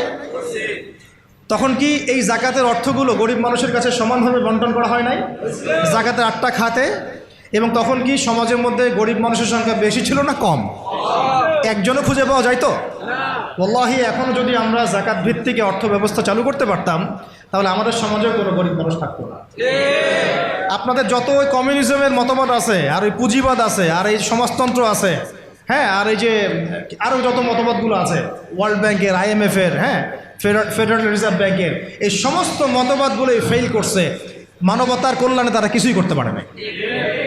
মানবতার কল্যাণে প্র্যাকটিক্যালি কাজ করে দেখিয়েছেন নবী মুহাম্মদ সাল্লাল্লাহু আলাইহি ওয়াসাল্লাম কিভাবে ইসলামী এবং যাকাত ভিত্তিক অর্থ ব্যবস্থার মধ্য দিয়ে সমাজের দরিদ্র মানুষের হক আদায় করতে হয়, এটা তিনি দেখিয়ে দিয়েছেন। খালি এসব গদবাধা আমাদেরকে ইকোনমিক্সের বই পড়াইছেন। ইকোনমিক্সের কী করছে? বই পড়াইছে। আর ইকোনমিক্সের পড়া এত জরুরি এই যুগে, ইসলামিক ইকোনমিক্স, না হলে যে আমাদেরকে কিভাবে তারা সুদখোর বানাচ্ছে আপনি চিন্তাও করতে পারবেন না। সাম্য তো কায়েম করতে পারেনই নাই, ইনসাফ তো করতে পারেনই নাই, বরং মানুষকে খাইয়েছেন রিবা, সুদ, ঘুষকে জায়েজ করছেন, দুর্নীতি হয়েছে, টাকার মান কমানো বাড়ানো নিয়ে ইনফ্লেশন করেছেন, গরিবের রক্ত চুষে খাইছেন, হ্যাঁ, একটা অংশ দিন দিন ধনী হয়েছেন, বাকি অংশকে গরিব বানাইছেন। মানুষের রক্তচোষা, শ্রমিকদের রক্তচোষা, গরিবদের রক্তচোষা অর্থনীতি দিয়েছেন মানুষকে, এবং এর ফলে মানে বৈশ্বিক জুলুম আপনারা প্রতিষ্ঠা করেছেন এই অর্থনীতি সিস্টেমের মধ্য দিয়ে। আসলে যারা কম জানে ওরা ঘুমাইতে পারে শান্তিতে, যারা আসলে জানে তারা ঘুমাইতে পারে, বুঝছেন? আসলে সত্য কথা এটাই। এত ধোঁকাবাজি হয়েছে অর্থনীতির মধ্যে, এমনভাবে গরিব মানুষকে নির্যাতন করা হয়েছে, এমনভাবে ওদের রক্ত চোষা হয়েছে। আল্লাহর কসম করে বলতেছে বাংলাদেশের বেশিরভাগ মানুষ এটার হদিসই নাই, তারা জানেই না। এবং এর পিছনে আছে ওই পশ্চিমা পরাশক্তি আর ওই ইসরায়েল এবং আমেরিকার শক্তি, এরাই কাজগুলো করছে সারা ওয়ার্ল্ডে। আল্লাহ পাক আমাদেরকে বোঝার তৌফিক দান করেন। এখন এই যাকাত ভিত্তিক অর্থ ব্যবস্থা প্রতিষ্ঠা করা কিন্তু এখন ব্যক্তিগতভাবে সম্ভব নয়। ব্যক্তিগতভাবে সম্ভব, রাষ্ট্রীয়ভাবে যদি রাজনৈতিক ক্ষমতা আমরা যেতে পারতাম ইসলামপন্থীরা, তাহলে এটা সম্ভব ছিল ইনশাআল্লাহ। 3 নাম্বার দেখুন যে আমাদের যে বাজার আছে, বাজার বলতে 2 রকম বাজার, একটা হচ্ছে আঞ্চলিক বাজার, একটা হচ্ছে বিশ্ব বাণিজ্য। এই দুটো বাজারের মধ্যে হারাম আছে না, হারাম পণ্য আছে না? কিন্তু ইসলামী অর্থ ব্যবস্থা থাকলে বা ইসলামী বাজার ব্যবস্থা থাকলে, ইসলামিক যদি আমরা কী বল সাম্যের ইকোনমি যদি আমাদের সামনে থাকতো, তাহলে আমরা এই প্রত্যেকটা হারামকে বন্ধ করতে পারতাম। আমরা এই মজুদদারিগুলো বন্ধ করতে পারতাম, আমরা সিন্ডিকেট বন্ধ করতে পারতাম, আমরা এই যে ইনফ্লেশন বন্ধ করতে পারতাম, আমরা এই বাজারের যে জুলুমগুলা, দুর্নীতিগুলো, এগুলো বন্ধ করতে পারতাম। এগুলো কিন্তু আমরা বন্ধ করতে পারছি না, বরং ইনস্ট্যান্ট শাস্তির আওতায় আনা সম্ভব ছিল, আমরা এটা করতে পারছি না শুধুমাত্র ইসলামিক বিধান না থাকার কারণে। আল্লাহ পাক আমাদের বোঝার তৌফিক দান করেন। তারপরে দেখুন 4 নম্বর হচ্ছে আমাদের পুরো অর্থ ব্যবস্থায়, এটা ভালো করে বোঝেন, পুরো অর্থ ব্যবস্থায় ইকোনমিক সিস্টেমের মধ্যে 3টা জিনিস খুব মোটা দাগে আছে। একটা হলো জুলুম, একটা হলো খেয়ানত, একটা হচ্ছে দুর্নীতি। কি বললাম? জুলুম, খেয়ানত, দুর্নীতি। এই 3টা আমরা দূর করতে পারি নাই আমাদের অর্থ ব্যবস্থা থেকে। যদি ইসলামিক অর্থ ব্যবস্থা থাকতো, যাকাত ভিত্তিক, সাদাকা ভিত্তিক, কৃষি ভিত্তিক, শিল্প ভিত্তিক, হালাল বাণিজ্য, আঞ্চলিক এবং বৈশ্বিক, তাহলে দেখতেন ইনশাআল্লাহ সমস্ত জায়গা থেকে জুলুম, তারপরে আপনার এই খেয়ানত এবং এই দুর্নীতি একটাও স্থান পেত না। কারণ এটাতে জনগণকে আমরা তখন আল্লাহর কাছে জবাবদিহি করতে বাধ্য করতাম এবং আল্লাহ পাকের বিধান অনুযায়ী বিচার ফয়সালা করতাম। কাদিয়ানীদেরকে কেউ ঠেকাচ্ছে কি? না। ইসাই মুসলিমদের ফেতনা কি কেউ ঠেকাতে পারছি? আমরা হয়তো দাওয়াত দিতে পারছি, বুঝাতে পারছি, ওদের এলেমের এগেনস্টে আমরা আমাদের এলেম জাহির করতে পারছি, মোনাজারা হচ্ছে, কিন্তু ওদের উপর কোনো মানে কঠোর ব্যবস্থা কিন্তু আমরা গ্রহণ করতে পারছি না। ওইটা ব্যক্তিগতভাবে সম্ভব হচ্ছে না, কিন্তু রাষ্ট্র থাকলে আমরা পারতাম। LGBTQ, যে ওরা বলছে LGBTQ বইয়ের মধ্যে নিয়ে আসতেছে, রাস্তায় মানববন্ধন করছে, অধিকার চাচ্ছে, আইন পাশ করতে বলছে, সমকামিতার আইন পাশ করতে বলছে। সুদ তো আগেই হালাল করে ফেলছে তারা, মদের লাইসেন্স তো এগুলো আগেই দেওয়া হয়েছে, পতিতালয়ের লাইসেন্স আগেই দেওয়া হয়েছে। ইসাই মুসলিমরা কাজ করতেছে, শুধু এনজিওরা কাজ করতেছে, কাদিয়ানিরা কাজ করতেছে। আমরা কি এগুলোর একটাও গোড়ার থেকে কেটে ফেলতে পারছি? আচ্ছা, তো এটা আমরা পারতাম যদি আমাদের কাছে ইসলামী শাসন ব্যবস্থা বা ইসলামী একটা ইমারা বা একটা খেলাফা রাষ্ট্র থাকতো। এই জিনিসগুলো আমাদেরকে বুঝতে হবে। আল্লাহ পাক বোঝার তৌফিক দান করেন। কয়টা বলছি? 5টা। 6 নম্বরটা খুব বেশি ইম্পর্টেন্ট। এটা আমাদের জন্য খুব বেশি ইম্পর্টেন্ট এই কারণে যে এটা জাতির মেরুদণ্ড। আমাদের জাতির মেরুদণ্ড কি? শিক্ষা। এখন আসেন একটু পিছনে ফিরে তাকান, বিগত 30, 40, 50 বছরে, বিগত 30 থেকে 40 বা 50 বছরে জাতীয় শিক্ষা ব্যবস্থার মধ্যে ইসলাম কতটুকু আছে আর কতটুকু নাই? আদৌ কি আছে? জাতীয় শিক্ষা ব্যবস্থা, আমি কিন্তু মাদ্রাসা শিক্ষার কথা বলছি না। আচ্ছা, মাদ্রাসা শিক্ষা ব্যবস্থা প্রণয়ন করতে হলো কেন? কারণ জাতীয় শিক্ষা ব্যবস্থার মধ্যে ইসলাম নাই, তাই। মাদ্রাসাগুলো না থাকলে তো ইসলাম মিটাই ফেলতো তারা। তো মাদ্রাসার খেদমত তো একটা সুরত। আমার দেশের 80%, 90% মানুষ মুসলিম, কোটি কোটি ছেলে মেয়ে স্কুলে পড়াশোনা করে, কলেজে পড়াশোনা করে, ইউনিভার্সিটিতে পড়াশোনা করে। আচ্ছা, তাদের কি মৌলিক অধিকার না যে তারা প্রাইমারি স্কুলে কোরআন শিখবে, হাই স্কুলে তারা অন্তত আরবিটা শিখবে, ফরজে আইনের জ্ঞান জানবে, হাদিস শিখবে, সিরাত শিখবে, কোরআন অনুবাদ করতে পারবে বা কোরআনের তাফসীর করতে পারবে, অথবা তারা ফিকহ বা উসুলের জ্ঞানগুলো অর্জন করবে, মুফতি হবে, মুহাদ্দিস হবে, মুফাসসির হবে? এই অধিকার কি আমাদের এই কোটি কোটি ছেলের নাই, মেয়েদের নাই? আমরা শিক্ষাকে একদম সেকুলার করে ফেলছি। শিক্ষা ব্যবস্থার মধ্যে ইসলাম আনা যাবে না, ঠিক যেমন রাষ্ট্র ব্যবস্থার মধ্যে ইসলাম আনা যাবে না, অর্থনীতির মধ্যে ইসলাম আনা যাবে না, ঠিক ওই রকমই শিক্ষা ব্যবস্থার মধ্যেও ইসলাম আনা যাবে না। এই কনসেপ্টটাই আমরা আমাদের জাতিকে দীর্ঘদিন যুগের পর যুগ অন্ধকারে রাখছি। এই জন্য দেখা যায় একজন এমপি সাহেব কোরআন তেলাওয়াত করতে পারে না, একজন বিসিএস ক্যাডার সূরা ফাতিহা পড়তে পারে না, একজন বুদ্ধিজীবী টকশো ফাটাই ফেলতেছে, একদম টকশো থেকে একদম কি একটা অবস্থা, টেবিল থাপড়ায় থাপড়ায় কথা বলছে, কিন্তু এদিকে সে ওযুর ফরজ বলতে পারে না। হ্যাঁ, এইভাবে আমরা আমাদের সমাজটাকে একদম ধ্বংস করে ফেলছি। আমরা আমাদের সমাজের শিক্ষাটাকে একদম ধ্বংস করে ফেলছি, একেবারে ধ্বংস করে ফেলছি। আমাদের আর্মি অফিসারদের কি এই অধিকার ছিল না যে তারা কোরআনে হাফেজ হবেন, তারা মুহাদ্দিস হতে পারবেন, মুফতি হতে পারবেন? হ্যাঁ, নবী সাল্লাল্লাহু আলাইহি ওয়াসাল্লামের যুগে যারা ফ্রন্টলাইন সোলজার, ফ্রন্টলাইন মুজাহিদ, তারা কি মুফতি ছিলেন না, মুহাদ্দিস ছিলেন না, কারি ছিলেন না, হাফেজ ছিলেন না? তাহলে আমাদের তো তারা ফ্রন্টলাইন যোদ্ধা, তাদের মধ্যে কয়জন হাফেজ, কয়জন আলেম, কয়জন কারি, কয়জন মুফতি, কয়জন মুহাদ্দিস? অথচ তাদেরকে এগুলো শিখতে দেওয়া হয় নাই। কারণ তারা এগুলো শিখে যদি আবার আল্লাহর পথে ফিরে আসে, তারাই যদি আবার ইসলামী রাষ্ট্রের কথা বলে। র্যাবের ভাইদের অধিকার ছিল না, পুলিশের ভাইদের অধিকার ছিল না, আমাদের বিজিবির ভাইদের অধিকার নাই? সবার অধিকার ছিল, বুদ্ধিজীবীদের, আমাদের ব্যবসায়ীদের, আমাদের যে আওয়াম জনগণ যারা, সবার অধিকার ছিল না? এই যে তোমরা যারা জেনারেল লাইন স্টুডেন্ট, তোমাদের অধিকার ছিল না? শিখতে দেওয়া হয় নাই। কিন্তু আমরা তাদেরকে মেসেজ দিতে চাই যে আপনাদের এটা শেখার পূর্ণ অধিকার আছে, এবং আপনারা যদি এগুলো শিখে আল্লাহকে চিনতে শিখেন, রাসূলকে চিনতে শিখেন, এবং ইসলামিক রাষ্ট্রের গুরুত্ব তাৎপর্য বুঝতে শিখেন, আল্লাহ পাক আপনাদেরকে এই যুগের খালিদ আর ওমর বানাই দেবে ইনশাআল্লাহ। এবং আপনারাই ইনশাআল্লাহ আজ হোক আর কাল হোক আপনারাই বলবেন যে এই রাষ্ট্রটা যেন ইসলামী রাষ্ট্র হয়। যখন আপনারা দেখতে থাকবেন, বুঝতে থাকবেন যে হ্যাঁ, কত জুলুমের শিকার হচ্ছি আমরা, আর ইসলামী রাষ্ট্র না থাকার কারণে আমরা কিভাবে বঞ্চিত হয়েছি, বৈষম্যের শিকার হয়েছে, তখন আপনারা নিজেরাই ইনশাআল্লাহ তাআলা দাওয়াত এবং জিহাদের মধ্য দিয়ে এই বাংলার মধ্যেই আপনারা ইসলামী রাষ্ট্র কায়েম করবেন ইনশাআল্লাহ। আমরা দোয়া করি যেন আমাদের এই ভাইদেরকে আল্লাহ হেদায়েত দান করেন। একটু ভেবে দেখেন, একটু চোখ বন্ধ করে ভেবে দেখেন, যদি ইসলামী রাষ্ট্র ব্যবস্থা থাকতো, ইসলামিক গভর্নমেন্ট থাকতো, তাহলে কত চমৎকার শিক্ষা ব্যবস্থা থাকতো, কত চমৎকার হতো প্রাইমারি স্কুলগুলো।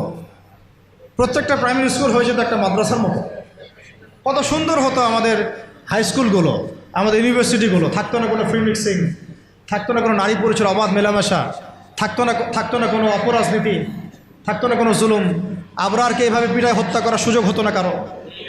হ্যাঁ, হতো? থাকতো না কোনো, আর কি বলবো, হ্যাঁ, বেপরদামি, বেহায়ামি, এগুলো থাকতো না। তো আল্লাহ পাক আমাদেরকে ইসলামী শিক্ষা ব্যবস্থার দিকে জাতিকে নিয়ে যাওয়ার তৌফিক দান করবেন। আর এটা না থাকলে কি হবে? না থাকলে দিন বিবর্জিত শিক্ষা ব্যবস্থা চালু করা হবে, যেটা চালু করা হয়েছে। 7 নম্বর হচ্ছে, যদি আমরা ইসলামিক রাষ্ট্র গঠন করতে পারতাম, তাহলে ব্যাপকভাবে মসজিদ, মাদ্রাসা, ইসলামিক সেন্টার, হ্যাঁ, তারপরে ইসলামিক বিশ্ববিদ্যালয়, একদম আল আজহারের মতো, মদিনা বিশ্ববিদ্যালয়ের মতো, দারুল উলুম দেওবন্দের আদলে অনেক বড় বড় প্রতিষ্ঠান আমরা দেশের মধ্যে করতে পারতাম। বাইরের কান্ট্রিগুলো থেকে স্টুডেন্টরা এসে আমার দেশে পড়াশোনা করে, কিন্তু এটা কি আমরা কিন্তু করতে পারি না। বরং উল্টা দেখবেন, যদি এটা না থাকে তাহলে কি হচ্ছে, ব্যক্তিগত পর্যায়ে আপনাকে কাজ করতে হবে। এছাড়া বরং আমরা এমন একটা অবস্থা চলে যাব যে অন্যের কাছে হাত পাততে হবে আমাদেরকে একটা প্রতিষ্ঠান করার জন্য। আর রাষ্ট্র থাকলে রাষ্ট্রই দায়িত্ব নিত।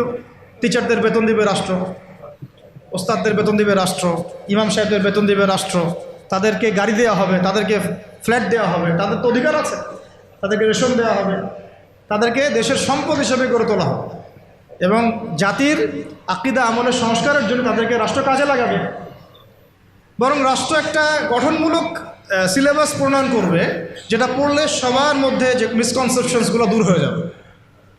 সম্ভব ছিল? হয় নাই। আচ্ছা, এরপরে আসেন 8 নম্বর হচ্ছে যে আমাদের দেশের একটা অন্যতম গুরুত্বপূর্ণ ক্ষেত্র হচ্ছে কৃষি এবং শিল্প, তাই না? কৃষি এবং শিল্প। তো কৃষি এবং শিল্পের মধ্যে দুর্নীতি হয় নাই? কম না বেশি? তো এই দুইটা সেক্টর এত বেশি গুরুত্বপূর্ণ, যেটা রাষ্ট্রের অর্থনীতি গড়ার মূল কারিগর বলা যায়। তো এই কৃষি এবং শিল্পের সমস্ত দুর্নীতিকে বন্ধ করা সম্ভব ছিল যদি ইসলামী রাষ্ট্র ব্যবস্থা থাকতো, যেটা আমরা করতে পারি নাই। কৃষক ভাইদেরকে অধিকার দেওয়া হয় নাই। যে পণ্যটার দাম এখানে 100 টাকা, দেখবেন সেই বেচারা বিক্রি করছে 10 টাকায়। কৃষকের সাথে সরাসরি সরকারের সম্পর্ক নেই, মাঝখানে বহু থার্ড পার্টি আছে। তাহলে ওদের উপর জুলুম হচ্ছে না? শ্রমিক, যে শ্রমিকের আপনি গার্মেন্টসে বেতন দিচ্ছেন 10,000 টাকা, 12,000 টাকা, এই পণ্যগুলোকে এক্সপোর্ট করে তারা কোটি কোটি টাকার বিজনেস করছে। তো তাদের এবং রাষ্ট্রের মাঝখানে একটা কি আছে, মধ্যস্থতা করার একটা মাঝখানে থার্ড পার্টি আছে। এই মাঝখানে অনেক টাকা পয়সা গায়েব হয়ে যাচ্ছে একবার উপরে। এর উপরে যাচ্ছে না, যাচ্ছে কানাডায়, সুইজারল্যান্ডে, সুইস ব্যাংকে, অমুক জায়গায়, তমুক জায়গায়। হ্যাঁ, তো এই যে গরিবের রক্তচোষা অর্থনীতি, এটা বন্ধ করা যেত যদি আমরা ইসলামী রাষ্ট্র ব্যবস্থা প্রণয়ন করতে পারতাম। 25টা পয়েন্ট বলবো আপনাদের, ইনশাআল্লাহ। কয়টা? আজকের মতো 25টা, আরও আছে। যখন কিতাব আসবে ইনশাআল্লাহ তখন আরও 50টা 100টাও পাবেন ইনশাআল্লাহ। কয়টা বলছি? 8টা। হ্যাঁ, 8টা না? 8টা। 9 নম্বর লিখেন। 9 নম্বর হচ্ছে যাবতীয় অপসংস্কৃতিকে রুখে দেওয়া সম্ভব ছিল। যেমন স্টার জলসা, জি বাংলা, হ্যাঁ, পরকীয়া শেখানো হয়, জেনা শেখানো হয়, মদ খাওয়া শেখানো হয়। হ্যাঁ, তারপরে ওই যে গুন্ডা মাস্তানি করাকে হিরোর রোল দেওয়া হয়, আর আমাদের ছেলে পেলে ওইটাকে ফলো করে। সমকামিতাকে প্রমোট করা হচ্ছে, এলজিবিটিকে প্রমোট করা হচ্ছে, এখন তো ট্রান্সজেন্ডারকে প্রমোট করা হচ্ছে। তো এই জিনিসগুলোকে এবং পর্ন সাইটগুলা এগুলোকে বন্ধ করা সম্ভব ছিল রাষ্ট্রীয় উদ্যোগে, কিন্তু আপনি ব্যক্তিগত উদ্যোগে এটা করতে পারবেন না। আচ্ছা, 9 নম্বর হচ্ছে এটা কত, 10 নম্বর হচ্ছে এটা খুব গুরুত্বপূর্ণ। সেটা হচ্ছে ইসলামী রাষ্ট্র ব্যবস্থা যদি না থাকে, তাহলে এই যে অনলাইন এবং অফলাইনে যত প্রিন্ট এবং ইলেকট্রনিক মিডিয়া আছে, এদের মিথ্যাচার আপনি বন্ধ করতে পারবেন, এদের ইসলাম বিদ্বেষ আপনি বন্ধ করতে পারবেন না, এদের শয়তানি আপনি বন্ধ করতে পারবেন না। ওই প্রথম আলোর সামনে গিয়ে আপনি গরু জবাই করেন না, যাই করেন, ওর কিছুই যায় আসবে না, কিছু যায় আসবে না। ছেলে মানুষই হবে একটা, ওর কিছু যায় আসবে?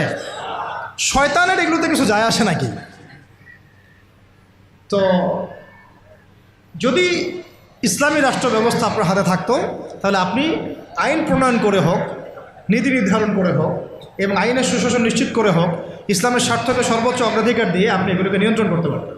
ইসলামী শাস্তি এগুলা, দর্রা, বেত্রাঘাত, হাত কেটে ফেলা, কি তাই না? রজম করা। এই জন্যে এই ভয়ে তো বহু মানুষ চায় না যে ইসলামী রাষ্ট্র হোক, কারণ ব্যক্তি জীবনে জেনা করে, ও তো চাবে না ইসলামী রাষ্ট্র আসুক। ব্যক্তি জীবনে মদ খায়, ও তো চাইবে না যে মদ, আরে বাপরে বাপ, ইসলামী রাষ্ট্র আসলে তো 80টা বেত্রাঘাত করবে আমাকে, তাই না?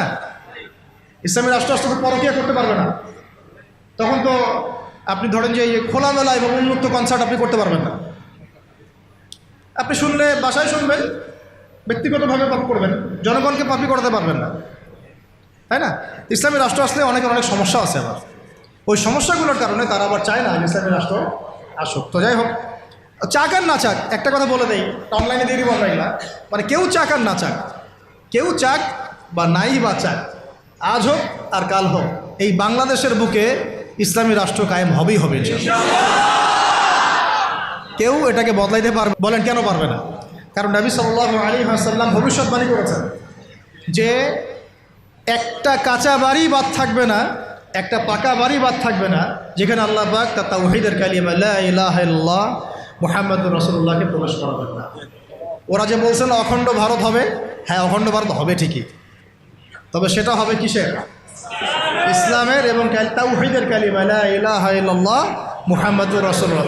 অপেক্ষা করতে থাকো, তোমরা অপেক্ষা করতে থাকো। ফান্তাজিরু ওয়া ইন্না মাআকুম মিনাল মুনতাজিরিন। কোনো সমস্যা নাই, কিন্তু এটা হবেই হবে ইনশাআল্লাহ।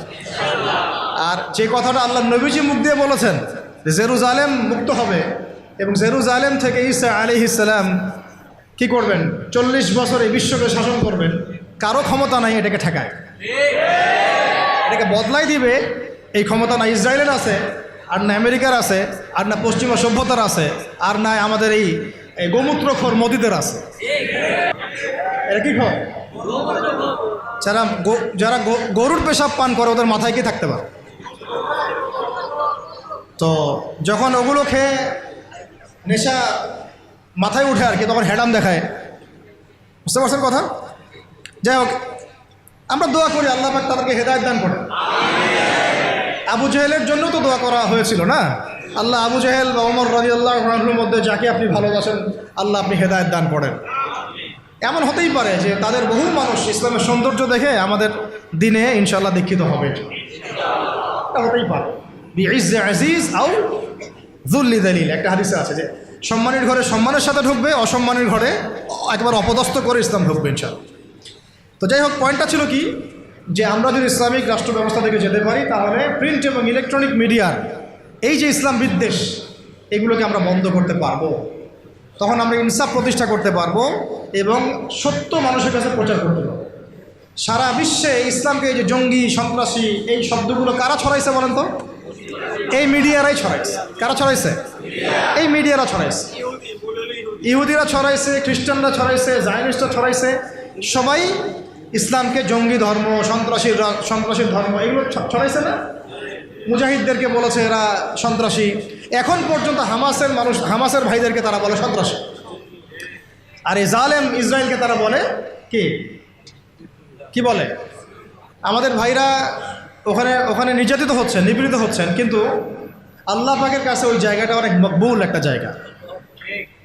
কেন মকবুল? আল্লাহ পাক ওই জায়গা থেকে বেশি সুহাদা নিচ্ছেন আল্লাহর কাছে, বেশি শহীদ আল্লাহ ওইখান থেকে নিচ্ছেন।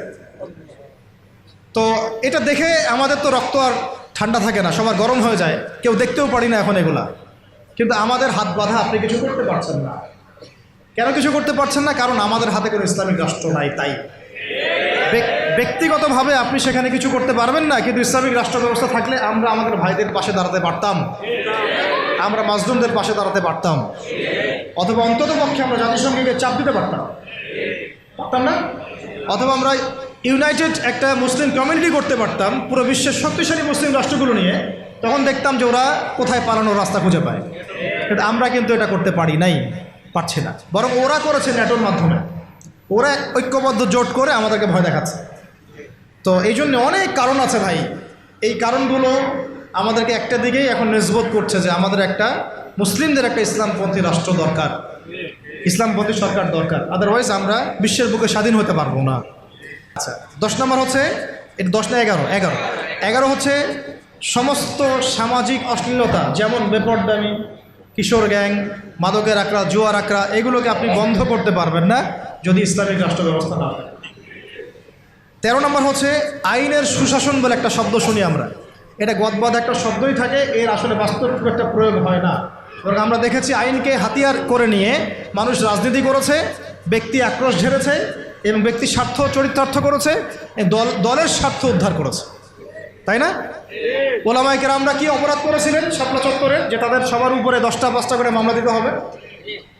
বলেন।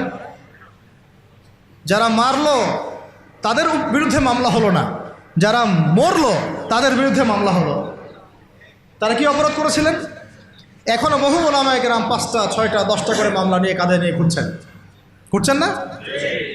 তাহলে আইনের সুশাসন কি এখানে হয়েছে? নিশ্চিত। এখন পর্যন্ত এই পরিবর্তিত সরকার বলছেন এখন পর্যন্ত এগুলোকে উইথড্র করা হয় নাই, এখন পর্যন্ত মামলাগুলো থেকে উইথড্র করা হয় নাই, এখন পর্যন্ত বহু গুম হওয়া মানুষকে উদ্ধার করা হয় নাই। আর আমরা জানি তারা কি পরিমাণ কষ্টে আছেন। আমরা আমরা গেস করতে পারি যে তারা কি পরিমাণ কষ্টে আছে।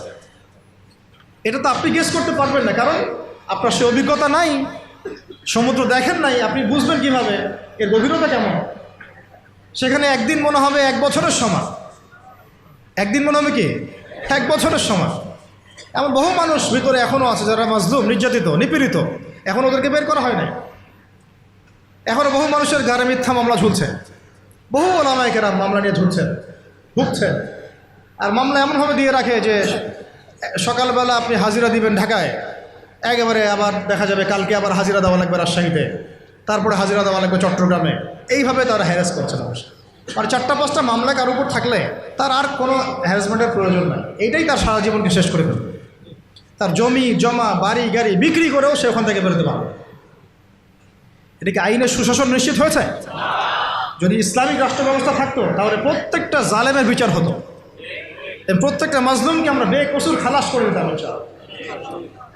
এবং এখানে তাওহীদপন্থী সৎ এবং যোগ্য আইনজীবীদেরকে আমরা রাখতে পারতাম। আচ্ছা, 13 নম্বর হচ্ছে খুব জরুরি পয়েন্ট, সমস্ত অপরাধের বিচার এবং আইনের যে সুশাসন এটা নিশ্চিত করা সম্ভব।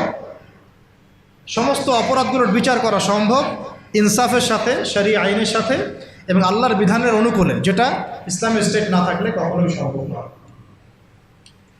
একটা জেনার ঘটনা ঘটেছে নবী সাল্লাল্লাহু আলাইহি ওয়াসাল্লামের যুগে, তিনি কি বিচার করেন নাই? চুরি হয়েছে, তিনি কি বিচার করেন নাই? মদপান হয়েছে, তিনি কি বিচার করেন নাই? তিনি কোন উৎস থেকে আইন নিয়ে বিচার করেছেন? আল্লাহর পক্ষ থেকে আইন দিয়ে বিচার করেছেন। সেটা কিন্তু আমাদের বিগত 50, 60, 70, 100 বছরে আমরা করতে পারি নাই। তো ইসলামী রাষ্ট্র ব্যবস্থা না থাকলে এটা কখনোই সম্ভব হবে না। ঠিক আছে। 14 নম্বর হচ্ছে হুদুদ এবং কিসাস কায়েম করা সম্ভব হবে না। কি বললাম? হুদুদ এবং কিসাস কায়েম করা সম্ভব হবে না যদি ইসলামী রাষ্ট্র ব্যবস্থা না থাকে। যদি থাকে তাহলে আপনি হুদুদ কায়েম করতে পারবেন, কিসাসও কায়েম করতে পারবেন। কিসাস কি? তার হত্যার বদলে হত্যা, খুনের বদলে খুন। এই যে মনে করেন কয়দিন আগে দেখলেন না, একটা বাস এসে পিষে দিয়ে চলে গেল। রাস্তাঘাটে কত ঘটনা ঘটছে, এমন ঘটছে না? কত ঘটনা ঘটছে, কত যে নিরপরাধ মানুষ আমাদের সমাজে প্রাণ হারায়। কোনো হিসেব আছে? কোনো তালিকা আছে? সবগুলোকে সুষ্ঠু কোনো বিচার হয়? বহু মানে জালেম পার পেয়ে যায় না, কিন্তু হুদুদ আর কিসাস থাকলে কোনো জালেম পার পাইতো না, বরং এগুলো সবার সামনে দৃষ্টান্তমূলক শাস্তি দেওয়া হতো। যেমন এই এলাকায় যদি কোনো চুরি হতো তাহলে সবার সামনে তাকে নিয়ে এসে তার হাত কেটে ফেলা হতো। তখন কি চুরি বাড়তো না কমতো? নিশ্চয়ই বাড়তো নাকি? চুরি কি বাড়তো? এটা হচ্ছে একটা সাইকোলজিক্যাল ট্রিটমেন্ট। এটা একটা সাইকোলজিক্যাল ট্রিটমেন্ট যে মানুষ যখন দেখে যে হ্যাঁ, আরে চুরি করলে তো এমন শাস্তি দিবে, জেনা করলে তো ভাই আমার এমন শাস্তি আছে, মানুষ ভয়ে অনেক সময় পাপ করে, ভয়ে পাপ করে। এটা খুব জরুরি। খালি মানুষকে শুধুমাত্র আপনি মানে মিষ্টি মিষ্টি ওয়াশ করে লাইন আনতে পারবেন না। তোমরা ওয়াজের সাথে সাথে কী লাগবে? মেডিসিনও লাগবে। কী লাগবে? মেডিসিনও লাগবে। তো এই মেডিসিনগুলো দিতে হবে ওয়াহি ভিত্তিক। আল্লাহ পাক আমাদেরকে হুদুদ এবং কিসাস কায়েম করার তৌফিক দান করুন। এটা হলো আপনার কত নম্বর বললাম? 13 নম্বর। 14 নম্বর। 15 নম্বর হচ্ছে, এটা খুব জরুরি পয়েন্ট, প্রত্যেকটা ডিপার্টমেন্টে, হোক প্রশাসন, হোক ব্যাংকিং সিস্টেম, হোক ইকোনমিক্স, হোক রাজনীতিবিদদের মধ্যে, হোক আপনার প্রিন্ট মিডিয়া, ইলেকট্রনিক মিডিয়ায়, প্রতিটা ডিপার্টমেন্টে যত ভারতীয় দালাল আছে, বিজাতীয় দালাল আছে, বিজাতীয় দোসর আছে, এদেরকে আপনি চিহ্নিত করে শাস্তির আওতায় আনতে পারবেন না যদি আপনি ইসলামিক রাষ্ট্র ব্যবস্থার দিকে না যান। যতই চেষ্টা করেন ফাঁকফোকর দিয়ে তারা বের হয়ে যাবে। ইসলামিক রাষ্ট্র ব্যবস্থার মধ্যে নাই তো তারা এখানে ফাঁকফোকর খুঁজবে, পেয়েও যাবে, পার পেয়েও যেতে পারে। যেমনটা বিগত সময় হয়েছে না? বিগত সময় তো অনেক অপরাধী পার পেয়ে যায় নাই, গিয়েছে। সবার কি বিচার হয়েছে? হয় নাই। আল্লাহ পাক আমাদেরকে বোঝার তৌফিক দান করে। 16 নম্বর হচ্ছে, এটা যদি একবার বলেছি আবার রিপিট হচ্ছে, যে গরিব মানুষের অধিকার নিশ্চিত করা যাবে। গরিবের অধিকার নিশ্চিত করা যাবে ইনশাআল্লাহ। শুধু গরিব না, জন্তু জানোয়ারের অধিকার পর্যন্ত নিশ্চিত করা যাবে ইনশাআল্লাহ। পশু পাখি জন্তু জানোয়ারের অধিকার পর্যন্ত নিশ্চিত করা যাবে ইনশাআল্লাহ। ওমর রাদিয়াল্লাহু আনহু বলতেন যে আমি ভয় পাই যে আমার রাষ্ট্রে বা আমার রাজ্যে যদি ওই ইরাকের, সুদূর ইরাকের ফোরাত নদীর তীরে কোনো ছাগলের বাচ্চাও যদি না খেয়ে মারা যায়, আমি ভয় পাই যে আল্লাহ পাক সেই জন্যও আমাকে জবাবদিহি করাবেন। এইরকম ইনসাফ, এইরকম ন্যায় বিচার, এরকম জবাবদিহিতা কোন রাষ্ট্র ব্যবস্থায় আছে? ইসলামী রাষ্ট্র ব্যবস্থা ছাড়া কোথাও আছে? এইগুলো আমরা নিশ্চিত করতে পারতাম, গরিবের অধিকার, যদি আমরা ইসলামী রাষ্ট্রের দিকে যেতে পারতাম।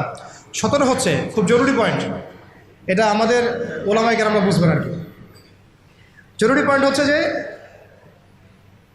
বিধর্মীদের কথা বলছি না, মুসলিমদের কথা বলছি। মুসলিমদের ধর্মীয় যে আমল, আকিদা, উসুল, মানহাজ, এই যে বিষয়গুলো আমাদের মধ্যে আছে, এখানে উদ্দেশ্য প্রণীতভাবে বহু ইখতলাফ ঢুকিয়ে দেওয়া হয়েছে। উদ্দেশ্য প্রণীতভাবেই সব কিছু কিন্তু ইখতলাফভাবে আসে নাই, ফিকহি ইখতলাফ থেকে সব আসে নাই, বহু কিন্তু উদ্দেশ্য প্রণীত আছে, ইচ্ছা করে ঢুকিয়ে দেওয়া হয়েছে যাতে আমরা আপোষে একে অপরের সাথে সময় কাটাতে ব্যস্ত থাকি এবং তারা তাদের আখের গোছাতে ব্যস্ত থাকে। ঠিক আছে? হ্যাঁ, জি, আমাদেরকে লাগিয়ে রেখে তারা তাদের মিশন সফল করবে। অনেক বিষয় কিন্তু শুধু ধর্মীয় না, বরং অনেক কিছু রাজনৈতিক বিষয় আছে এখানে, পলিটিক্স আছে এখানে। তো এখানে পয়েন্টটা হচ্ছে, তো এইগুলোকে নিয়ে আমাদের মধ্যে কিন্তু অনেক ইখতিলাফ আছে, এটাকে আমরা রাষ্ট্রীয়ভাবেই সমাধান করতে পারতাম। এখন আপনি সেটা করতে পারবেন না। ও ওর মতো করে বলবে, সে তার মতো করে লিখবে, সে তার মতো করে ফেসবুকে লিখবে, সে তার মতো করে একটা লাইভ দিবে, সে তার মতো করে একটা বয়ান দিবে। রাষ্ট্র চাইলে সবাইকে বসাইতে পারতো, আরে ভাই বসেন, ঠিক আছে বসেন, দুই প্যানেলে বসেন, দেখি ইলমের মাধ্যমে প্রমাণ হোক যে কোনটা হক আর কোনটা বাতিল। যেটা বাতিল প্রমাণিত হবে সেটা আমার রাষ্ট্র থেকে আমি উচ্ছেদ করে রেখে দেবো, শেষ। যেটা বাতিল প্রমাণিত হবে তারা রাষ্ট্রের মধ্যে এইভাবে আর এটা মতবাদ প্রচার করতে পারবে না। যারা হক প্রমাণিত হবে তারা মতবাদ প্রমাণিত করবে। আর এখানে তো যাদের মধ্যে সাহিবুল ইলম যারা, তারা তো এটাকে গ্রহণ করে নেবেন, কারণ তারা তো জানেন যে তারা হক, তারা জানেন তারা হক, তারা বুঝেন তারা হক। এখন এই হকটাকে প্রচার করার প্ল্যাটফর্ম দিতাম আমরা, যে আপনারা এই প্ল্যাটফর্মে হক প্রচার করেন। তখন আস্তে আস্তে জনগণের মধ্যে আকিদা, আমল, মানহাজ সব ইখতিলাফগুলো দূর হয়ে যায়। সব দূর না হলেও অ্যাটলিস্ট এটাকে কমায় ফেলা সম্ভব হতো এবং সংকুচিত করা তো অবশ্যই সম্ভব হতো, কিন্তু এটা আপনি এখন আর করতে পারবেন না, যেহেতু ইসলামিক রাষ্ট্র ব্যবস্থা আমাদের মধ্যে নাই। আচ্ছা, 17 হয়েছে না? 18। আচ্ছা, ধৈর্য আছে না শেষ? আচ্ছা, 18 হচ্ছে ইসলামী রাষ্ট্র ব্যবস্থা থাকলে আমরা বিধর্মী অমুসলিমদের মাঝে ব্যাপক দাওয়াতের কাজ করতে পারব রাষ্ট্রীয় উদ্যোগেই, এবং এতে করে তারাও ইসলামের দিকে আসার একটা সুযোগ পেত। আল্লাহর বান্দাদেরকে আমরা জাহান্নাম থেকে জান্নাতের পথে আনতে পারতাম, কিন্তু এখন আপনি সেটা পাচ্ছেন না, বরং তারা আপনার ঘরে এসে দাওয়াত দিচ্ছে, মানুষ মুসলিমকে অমুসলিম বানাচ্ছে। তাই না বিষয়টা? 19 হচ্ছে আমরা ইসলামী রাষ্ট্র কাঠামো পেলে মদিনা রাষ্ট্রের আদলে একটা মুনাওয়ার, একটা আলোকিত রাষ্ট্র গঠন করতে পারতাম, যেটা ইসলামী রাষ্ট্র ব্যবস্থা ছাড়া কখনোই সম্ভব হবে না। তো মদিনা রাষ্ট্র কি, এটা নিয়ে তো আলোচনা এসেছে, এটা আর আলোচনা করছি না। এটা কত হলো? 19। 20 নম্বর হচ্ছে যে মুসলিমদের, তরুণ মুসলিম যারা, আমাদের তরুণ যে মুসলিমরা আছেন, তরুণ তরুণী, আমাদের শিক্ষিত সমাজ, সবার প্রতিভাগুলোকে আমরা কাজে লাগাতে পারতাম। আমরা কিন্তু এখন সেটা পারছি না। একজন প্রতিভাবান ছেলে বিদেশে চলে যাচ্ছে, ওখানে গিয়ে ভালো চাকরি পাচ্ছে। একজন প্রতিভাবান ডক্টর বিদেশে চলে যাচ্ছে, ওখানে গিয়ে সার্ভ করছে। আমি আমার দেশের সম্পদগুলোকে সোনা বানাতে পারছি না, তাই না? তাদেরকে হীরা বানাতে পারছি না, পলিশ করতে পারছি না। সদুদ্যোগ নাই, পরে এখানে দুর্নীতি আছে। প্রতিভাবান একটা ছেলে, ওকে আমি জব দিচ্ছি না, আমার দল করে বলে ওকে জব দিচ্ছি। এই যে দুর্নীতিগুলো, এতে করে ওই ছেলে তো আর জাতিকে কিছু দিতে পারবে না, রাম শাম যদু মধু উপদেষ্টা হয়ে বসে আছে, তাই না? আমরা তো এগুলোর যোগ্যই না, আমরা কি না? আমাদের তো জ্ঞান নাই, এলেম কালাম কিছুই নাই, রাম শাম যদু মধু সব উপদেষ্টা হয়ে বসে আছে। একজন ব্যক্তি যে পরকীয়া শিখায়, সেও এখন নেতা হয়ে বসে আছে, তাই না? এই হলো অবস্থা। তো প্রতিভার মূল্যায়ন হবে না যদি ইসলামী রাষ্ট্র ব্যবস্থা না কায়ে। তো আরেকটা বিষয় হচ্ছে, এটা কত বললাম? 20। 21 হচ্ছে প্রযুক্তিগত যত উন্নয়ন আছে না, আপনার ইন্টারনেট সেকশন বলেন, অনলাইন সেকশন, অফলাইন সেকশনের কথাই বলেন, ইনক্লুডিং নিউক্লিয়ার প্ল্যান্টস, মিসাইলস, এইগুলো পর্যন্ত আমরা তৈরি করতে পারতাম যদি ইসলামী রাষ্ট্র থাকতো। এখন যেহেতু ইসলামী রাষ্ট্র নাই, আপনি চাইলেও এগুলো করতে পারছেন না। প্রযুক্তিগত কোনো উন্নয়ন করতে পারছি না আমরা, বরং অন্যের কাছে হাত পেতে বসে আছি। আমাদেরকে অ্যাপস দাও, আমাদেরকে সার্ভার দাও, আমাদেরকে এইটা দাও, আমাদেরকে সেইটা দাও, আমাকে ড্রোন দাও, আমাকে মিসাইল দাও, তাই না? কিন্তু দেখেন নবী সাল্লাল্লাহু আলাইহি ওয়াসাল্লাম যখন মদিনা রাষ্ট্র গঠন করেছেন, তিনি নিজে নিজের রাষ্ট্রে এগুলো উৎপাদন করেছেন। মদিনা রাষ্ট্রের অস্ত্র থেকে আসছে, মদিনায় উৎপন্ন করা হয়েছে, উৎপন্ন করা হয় নাই। সামরিক প্রশিক্ষণ কোথায় দেওয়া হয়েছে? মদিনাতেই দেওয়া হয়েছে। এবং তখনকার যুগের উপযুক্ত যে প্রযুক্তি, এই প্রযুক্তিগুলো সাহাবীদের কাছে ছিল। তো মূল কথা হচ্ছে কি, এক কথায় যে আমরা ইসলামী রাষ্ট্র ব্যবস্থা গঠন করতে না পারলে আমাদের দেশের মধ্যে প্রযুক্তিগত এবং সামরিক উন্নয়ন ত্বরান্বিত করতে পারবো না, বরং অন্যের কাছে আমাকে হাত পেতে বসে থাকতে হবে। তখন শত্রু আমাকে অতটুকুই দিবে যার ডিফেন্স সিস্টেম তার কাছে আছে। এমন অস্ত্র সে আমাকে বিক্রি করবে না যার ডিফেন্স সিস্টেম ওর কাছে নাই। এটা আমাদের বোঝা উচিত। আর আল্লাহ পাক কি আমাদের মাথায় কিছুই দেন নাই? আমাদের যদি প্রতিভাগুলোকে আমরা কাজে লাগাতে পারতাম, তাহলে আমরা দেশের মধ্যেই তাদেরকে দিয়েই এইসব ড্রোন, এইসব মিসাইলস, নিউক্লিয়ার প্ল্যান্টস আমরাই বানাতে পারতাম। আর আমরা যদি জিজ্ঞাসা করি আমাদের পলিটিশিয়ানদেরকে যে বিগত 50 বছর ধরে স্বাধীনতা তো ধোয়া তুলতেছেন, তা আপনারা কী করছেন? একটা ক্ষেপণাস্ত্র তৈরি করতে পারছেন? একটা ড্রোন কি বাংলাদেশে তৈরি করতে পারছেন? তো একটা হচ্ছে যে অস্ত্র শস্ত্রে আমরা আমাদের সামরিক বাহিনীকে শক্তিশালী করতে পারতাম, উন্নত অস্ত্র, উন্নত সামরিক অস্ত্র, যেটা কিন্তু আমরা এখন পর্যন্ত পারি নাই। আমরা জানি না আমাদের আকাশসীমা কিন্তু সেফ না, আমাদের আকাশসীমা কিন্তু সেফ না। আমাদের সমুদ্র সীমা এখন পর্যন্ত আমরা বলতে পারি না যে পরিপূর্ণ সেফ। আমাদের প্রশাসনের বাহিনীগুলো আমরা বলতে পারি না সবগুলো দালাল মুক্ত, বিদেশি এজেন্ট মুক্ত, আমরা বলতে পারি না। তো আল্লাহ পাক আমাদেরকে এমন ইসলামী রাষ্ট্র গঠন করার তৌফিক দান করেন যে রাষ্ট্রে আমরা আমাদের এই প্রশাসনের ভাইদেরকে তাওহীদপন্থী ইমানদার বানাবো এবং সবচেয়ে সেরা অস্ত্র তাদের হাতে তুলে দেবো ইনশাআল্লাহ। রাষ্ট্র যদি জিহাদ করে তাহলে ফ্রন্ট লাইনে কারো জিহাদ করবে? আমাদের এই ভাইরাই তো করবে। তো আমাদের এই ভাইদেরকে আগে তৈরি করতে হবে না? আল্লাহ পাক আমাদের ভাইদেরকে ঈমান দান করেন, বেশি বেশি আমলের তৌফিক দেন এবং তাদের মাথার উপরে আল্লাহ পাক একটা ইসলামী সরকার নিয়ে আসেন, আমিন। আচ্ছা, 22 হচ্ছে যে আমরা 23 হচ্ছে আমাদের এই পুরো তরুণ প্রজন্মকে আমরা জিহাদি জজবায় গড়ে তুলতে পারতাম। এটা কিন্তু আপনি এখন পাচ্ছেন। এটা জজবা মানে কি বোঝাচ্ছি? জজবা মানে কি আপনি শুধু আবেগে ভেসে পড়বেন এমন বোঝাচ্ছি না, বরং আমাদের জেনারেশন রেডি, তার আল্লাহর জন্য সবসময় জীবন দেওয়ার জন্য প্রস্তুত। এমন জেনারেশন আমাদের আফগান ভাইদের মধ্যে নাই, হামাসের ভাইদের মধ্যে নাই। যে কোনো সময় যদি শত্রু আক্রমণ করে তারা প্রস্তুত। এখন আপনারাই বলেন তো দেখি, যারা ভয় দেখাচ্ছে চট্টগ্রাম কেটে ফেলবো, ফেনি নিয়ে নিব, এই করব সেই করব, হাসেন না। যদি আল্লাহ না করুক, যদি তারা কোনো পদক্ষেপ নিয়েই ফেলে, আমাদের প্রজন্ম কি প্রস্তুত? আমাদের প্রজন্মের আমরা কেউ কি AK-47 চালাতে পারি? আমাদের কেউ কি মার্শাল আর্টস জানি? আমাদের কেউ কি 10 রাউন্ড দৌড়াতেও পারি?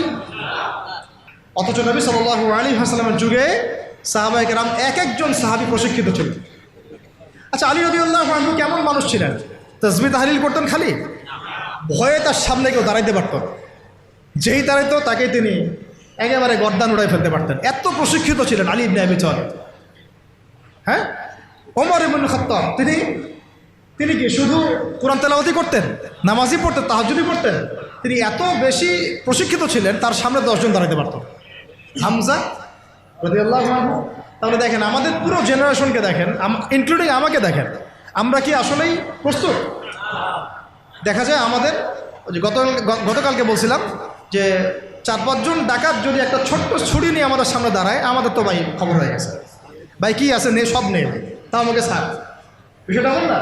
কিন্তু একটা সময় ছিল যে আমাদের জেনারেশনের তরুণরা একাই 8-10 জনের সাথে লড়াই করতে পারত, ভয় করতো না।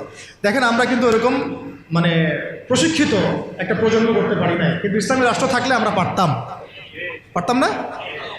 প্রত্যেক স্কুলের ছাত্রদেরকে আমরা কিন্তু স্কাউটের মাধ্যমে হোক বা মিলিটারিদের আওতায় নিয়ে এসে হোক একটা 6 মাসের ট্রেনিং দিতে পারতাম, কলেজের ছাত্রদেরকে দিতে পারতাম, ভার্সিটির ভাইদেরকে দিতে পারতাম।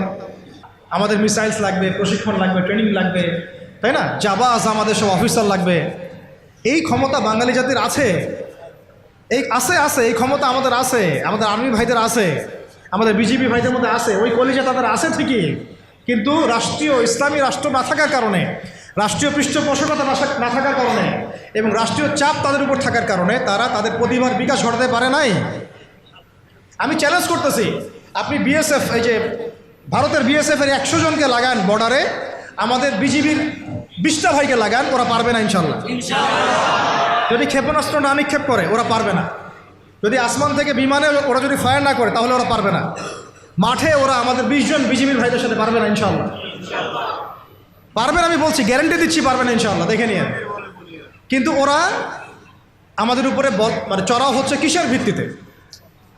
আমাদের আওয়ামদের মধ্যে প্রশিক্ষণটা নাই, এবং আমাদের মধ্যে ওই প্রযুক্তি নাই, আমাদের মধ্যে ওই পরিমাণ অস্ত্রশস্ত্র নাই, এই জন্য তারা এই দাপটটা দেখাচ্ছে। কিন্তু আমাদের আর্মি অফিসাররা, আমাদের এই বিজিবির ভাইরা, নৌবাহিনীর ভাইরা, আমাদের এই আপনার বিমান বাহিনীর ভাইরা, তারা অনেক অনেক বেশি প্রশিক্ষিত। কিন্তু আমরা তাদেরকে ওইভাবে ইমানের চর্চায় নিয়ে এসে আল্লাহর রাহে জীবন বিসর্জনের মানসিকতা তৈরি করতে পারি। আল্লাহ পাক আমাদেরকে বোঝার তৌফিক দান করুন। 24 হয়ে গেছে, 23, হ্যাঁ 24 হচ্ছে যে আমরা যদি একটা ইসলামিক রাষ্ট্র পর্যায় পর্যন্ত যেতে পারি তাহলে কি হবে? তাহলে আমরা পুরো মানে বিশ্বের বড় বড় যে ইসলামিক রাষ্ট্রগুলো আছে, যেমন ধরেন যে মালয়েশিয়া, তারপরে ধরেন যে সৌদি আরবিয়া বা কাতার বা তুরস্ক বা আফগানিস্তান, পাকিস্তান বা আরও বড় বড় যে রাষ্ট্র, ইরান, যে রাষ্ট্রগুলো মানে কম বেশি ইসলামের সাথে সম্পৃক্ত, একটা ঐক্যবদ্ধ জোট আমরা গঠন করতে পারতাম, ন্যাটোর চেয়েও শক্তিশালী। তখন কিন্তু আমরা ওদেরকে চোখ রাঙাতে পারতাম। এটা আল্লাহ পাক করতে বলেছেন আমাদেরকে সূরা আনফালের মধ্যে, কিন্তু আমরা সেটা করি নাই। আল্লাহ বলেছেন যে কাফেররা জোটবদ্ধ হচ্ছে, তোমরাও যদি জোটবদ্ধ না হও তাহলে দুনিয়ার মধ্যে ফাসাদ সৃষ্টি হবে। হয়েছে, এটা ইসলামী রাষ্ট্র ছাড়া সম্ভব না, একা একা তো আপনি এটা করতে পারবেন। তারপরে আমরা আমাদের মজলুম ভাইদের পাশে থাকতে পারতাম, তাদেরকে হেল্প করতে পারতাম। তখন আমরা ওই ঐক্যবদ্ধ জোট মিলে, শক্তি মিলে আমরা কিন্তু ইসরায়েলের বিরুদ্ধে কথা বলতে পারতাম না? আমাদের গাজায় আমাদের মজলুম ভাই বোনদের পাশে দাঁড়াতে পারতাম। এখন তো সবাই বিক্ষিপ্ত, ওরা আমাদের সবাইকে একা একা বাগে পাইছে, আর কি একা একা বাগে পাইছে। ওই 3 ভাইয়ের মতো ঘটনা হয়েছে। হ্যাঁ, 3 ভাইকে একজন হত্যা করতে চায়, তো প্রথমে এক ভাইকে গিয়ে বুঝাইছে যে আরে তোর ওই 2 ভাই তো তোকে দেখতে পারে না, ওদের সাথে চলিস না, তুই আমাদের সাথে থাক। হ্যাঁ, এভাবে বুঝে ওকে আলাদা করে ওকে প্রথমে জবাই করছে। ওরা 2 ভাইকে বোঝাচ্ছে, আরে ওকে জবাই করছে তো ঠিক আছে, ও অপরাধ করছে তাই করছে, তুই তো ওর অপরাধ করিস নাই, তোকে করবো না, তুই আমার সাথে থাক। সে তার সাথে থাকা শুরু করছে, পরে ওকেও জবাই করছে। শেষমেশ ওই যে ফাঁকা একজন ছিল, ওকেও জবাই করছে। ওরা এই পলিসিতে গেছে। আল্লাহ পাক আমাদেরকে বৈশ্বিক ইসলামী জোট গঠন করার তৌফিক দান করুন। আর শেষটা হচ্ছে যে ইসলামী রাষ্ট্র ব্যবস্থা যদি না থাকে তাহলে আমরা সত্যিকারের চূড়ান্ত স্বাধীনতা বলতে যা বোঝায় তার স্বাদ আমরা কখনোই আস্বাদন করতে পারি। চূড়ান্ত স্বাধীনতা মানে কি? যে আমি শুধু এক আল্লাহর দাসত্ব করব, আল্লাহ ছাড়া অন্য কাউকে ভয় করি না, অন্য কোনো পরাশক্তির দাসত্ব করি না। এক আল্লাহর দাসত্বে পুরো জাতি মিলে আমরা স্বতন্ত্র স্বাধীন। এই স্বাধীনতার স্বাদ আমরা আস্বাদন করতে পারবো না যদি একটা ইসলামী রাষ্ট্র ব্যবস্থা না আসে। আল্লাহ পাক আমাদের সবাইকে চূড়ান্ত স্বাধীনতা অর্জন করার তৌফিক দান করুন। এখন এখানে একটা কথা মিস হয়ে গেছে, যেটা গতদিন মিস হয়ে গেছিল, মনে পড়ছে বলে দিই। ইসলামী রাষ্ট্র ব্যবস্থার আরেকটা মূল বিষয় আছে যে কোনো মহিলা নেত্রী আবার আমির হইতে পারবে না। কি হইতে পারবে না? কোনো মহিলা নেত্রী আমির হইতে পারবে না। আর রাষ্ট্র চলবে সুরাভিত্তিক। কিভাবে চলবে? সুরাভিত্তিক। তো মাশওয়ারা দিতে পারে, হয়তো মাশওয়ারা দিতে পারে, কিন্তু আমির হইতে পারবে না। নবী সাল্লাল্লাহু আলাইহি ওয়াসাল্লাম তার স্ত্রীদের মাশওয়ারা নিয়েছেন, কিন্তু আমির হতে পারবে না। এটা তো আমাদের এখন এক্স এবং ওয়াই উভয় দলেরই তো আমির হচ্ছেন নারী নেত্রী, নাকি? তাই না? নারী ছাড়া আর কিছুই খুঁজে পাই না। ঠিক আছে, হ্যাঁ, নারী উপদেষ্টাও আছে। নারী নেতৃত্ব ইসলামে জায়েজ নাই। নারীদেরকে ওই কাজের জন্য আল্লাহ পাক সৃষ্টি করেন নাই। ঠিক আছে, এই যে এত আলোচনা করলাম, এখন এই গন্তব্যে যেতে হলে আমাদের কিছু করণীয় আছে কিনা? আছে। এখন আপনারা আমাকে বলেন তো করণীয় কি? এখন এখানে কয়েকটা পয়েন্ট লিখে আনছিলাম যে এখন আমরা তো বুঝলাম এর আহমিয়ত কি, গুরুত্ব কি, না থাকার কুফল কি। আমরা চাই যে আমরা ইসলামী রাষ্ট্রের দিকে যাই, চাই কি না? আমাদের করণীয় হচ্ছে 1 নাম্বার, ভাই 1 নাম্বার ইলম অর্জন করা। কি করা? এই ইলম শুধু একমুখী জ্ঞান হলে হবে না, বহুমুখী ইলম অর্জন করতে হবে, যাতে আমি কোরআন সুন্নাহর জ্ঞান দিয়ে বিশ্বকে ডিল করতে পারি। বোঝা গেছে কথা? 2, ইলম অনুযায়ী আমল বাড়ায় দেওয়া। ইলম অনুযায়ী আমল বাড়ায় দেওয়া। 3, তাজকিয়া অর্জন করা, তাজকিয়া বা আত্মশুদ্ধি অর্জনের চেষ্টা করা। 4, এই তাজকিয়া বা আত্মশুদ্ধি আবার একা একা অর্জন করা যায় না, ওস্তাদের সোহবত লাগবে। ইলম শিখতে এবং তাজকিয়া অর্জন করতে বরেণ্য উলামায়ে কেরাম এবং বুজুর্গদের সোহবত লাগবে। 4 নম্বর। 5 হচ্ছে যে আমার অর্থনীতি সম্পূর্ণ হালাল হতে হবে। কী হতে হবে? হারাম খোরদের দ্বারা কোনো ইসলামী রাষ্ট্র কায়েম হবে না। ঠিক আছে? বে-ইলম মানুষ দিয়ে ইসলামী রাষ্ট্র কায়েম হবে না। তাজকিয়া যাদের মধ্যে নাই তাদেরকে দিয়ে হবে না। যাদের উপরে মুরব্বীদের দোয়া এবং সোহবত নাই তাদেরকে দিয়েও হবে না। ঠিক আছে? আল্লাহ বোঝার তৌফিক দান করেন। 5 নম্বর হচ্ছে, 6 নম্বর হচ্ছে যে আমাদেরকে শারীরিক এবং মানসিকভাবে প্রস্তুত থাকতে হবে। শারীরিক এবং মানসিকভাবে প্রস্তুতি রাখতে হবে। এটা আপনারা বুঝে নেন আমি কি বুঝাতে চাইছি। 6 নম্বর হচ্ছে যে আমাদের সবাইকেই, একজনকে না সবাইকেই সৎ কাজে আদেশ করতে হবেই হবে। সবাইকেই সৎ কাজে আদেশ করতে হবে, সবাইকে অসৎ কাজে নিষেধ করতে হবে, সবাইকে আদর্শ পরিবার গড়ার চেষ্টা করতে হবে। যদি পরিবার আমার কথা না শুনে, আমার আকীদা আদর্শে আমার সাথে না থাকে, প্রয়োজনে আসহাবুল কাহাফের মতো একা চলতে হবে, তাও আপনাকে বাতিলের সামনে আপোষ করা বা আত্মসমর্পণ করা যাবে না। খালাস। 9 হচ্ছে আমাদের সন্তানদেরকে এবং এই তরুণ প্রজন্মকে এবং আমাদের সন্তানদেরকে একেবারে মর্দে মুজাহিদ রূপে করতে হবে। বলবেন ইনশাআল্লাহ? কয়টা বলছি? 8টা? 9টা? 9 নম্বর। সেটা হলো আমাদের এই তরুণ সমাজকে, অন্তত তরুণ যুব সমাজকে বাধ্যতামূলক প্যারামিলিটারি প্রশিক্ষণের ব্যবস্থা করতে হবে। এটা ছাড়া আমরা কিন্তু প্রস্তুতি গ্রহণ করতে পারব। ঠিক আছে? আল্লাহ পাক আমাদেরকে বোঝার তৌফিক দান করুন। তারপরে প্রত্যেকটা ডিপার্টমেন্ট থেকে ভারতীয় সমস্ত দালালদেরকে দূর করতে হবে এবং যত বিজাতীয় দালাল আমাদের দেশে আছে, যারা বাংলাদেশকে আমেরিকা বানাতে চায়, বাংলাদেশকে ভারত বানাতে চায়, হ্যাঁ, বাংলাদেশকে নিয়ে ষড়যন্ত্র করে, এরা যে বা যারাই হোক এদেরকে কোনো স্থান দেওয়া যাবে না। ঠিক আছে? 10 নম্বর হচ্ছে যে সবসময় আল্লাহ রাব্বুল আলামিনের পথে নিজের জান, মাল, সময়, শ্রমকে বিলায় দেওয়ার মানসিকতা রাখতে হবে।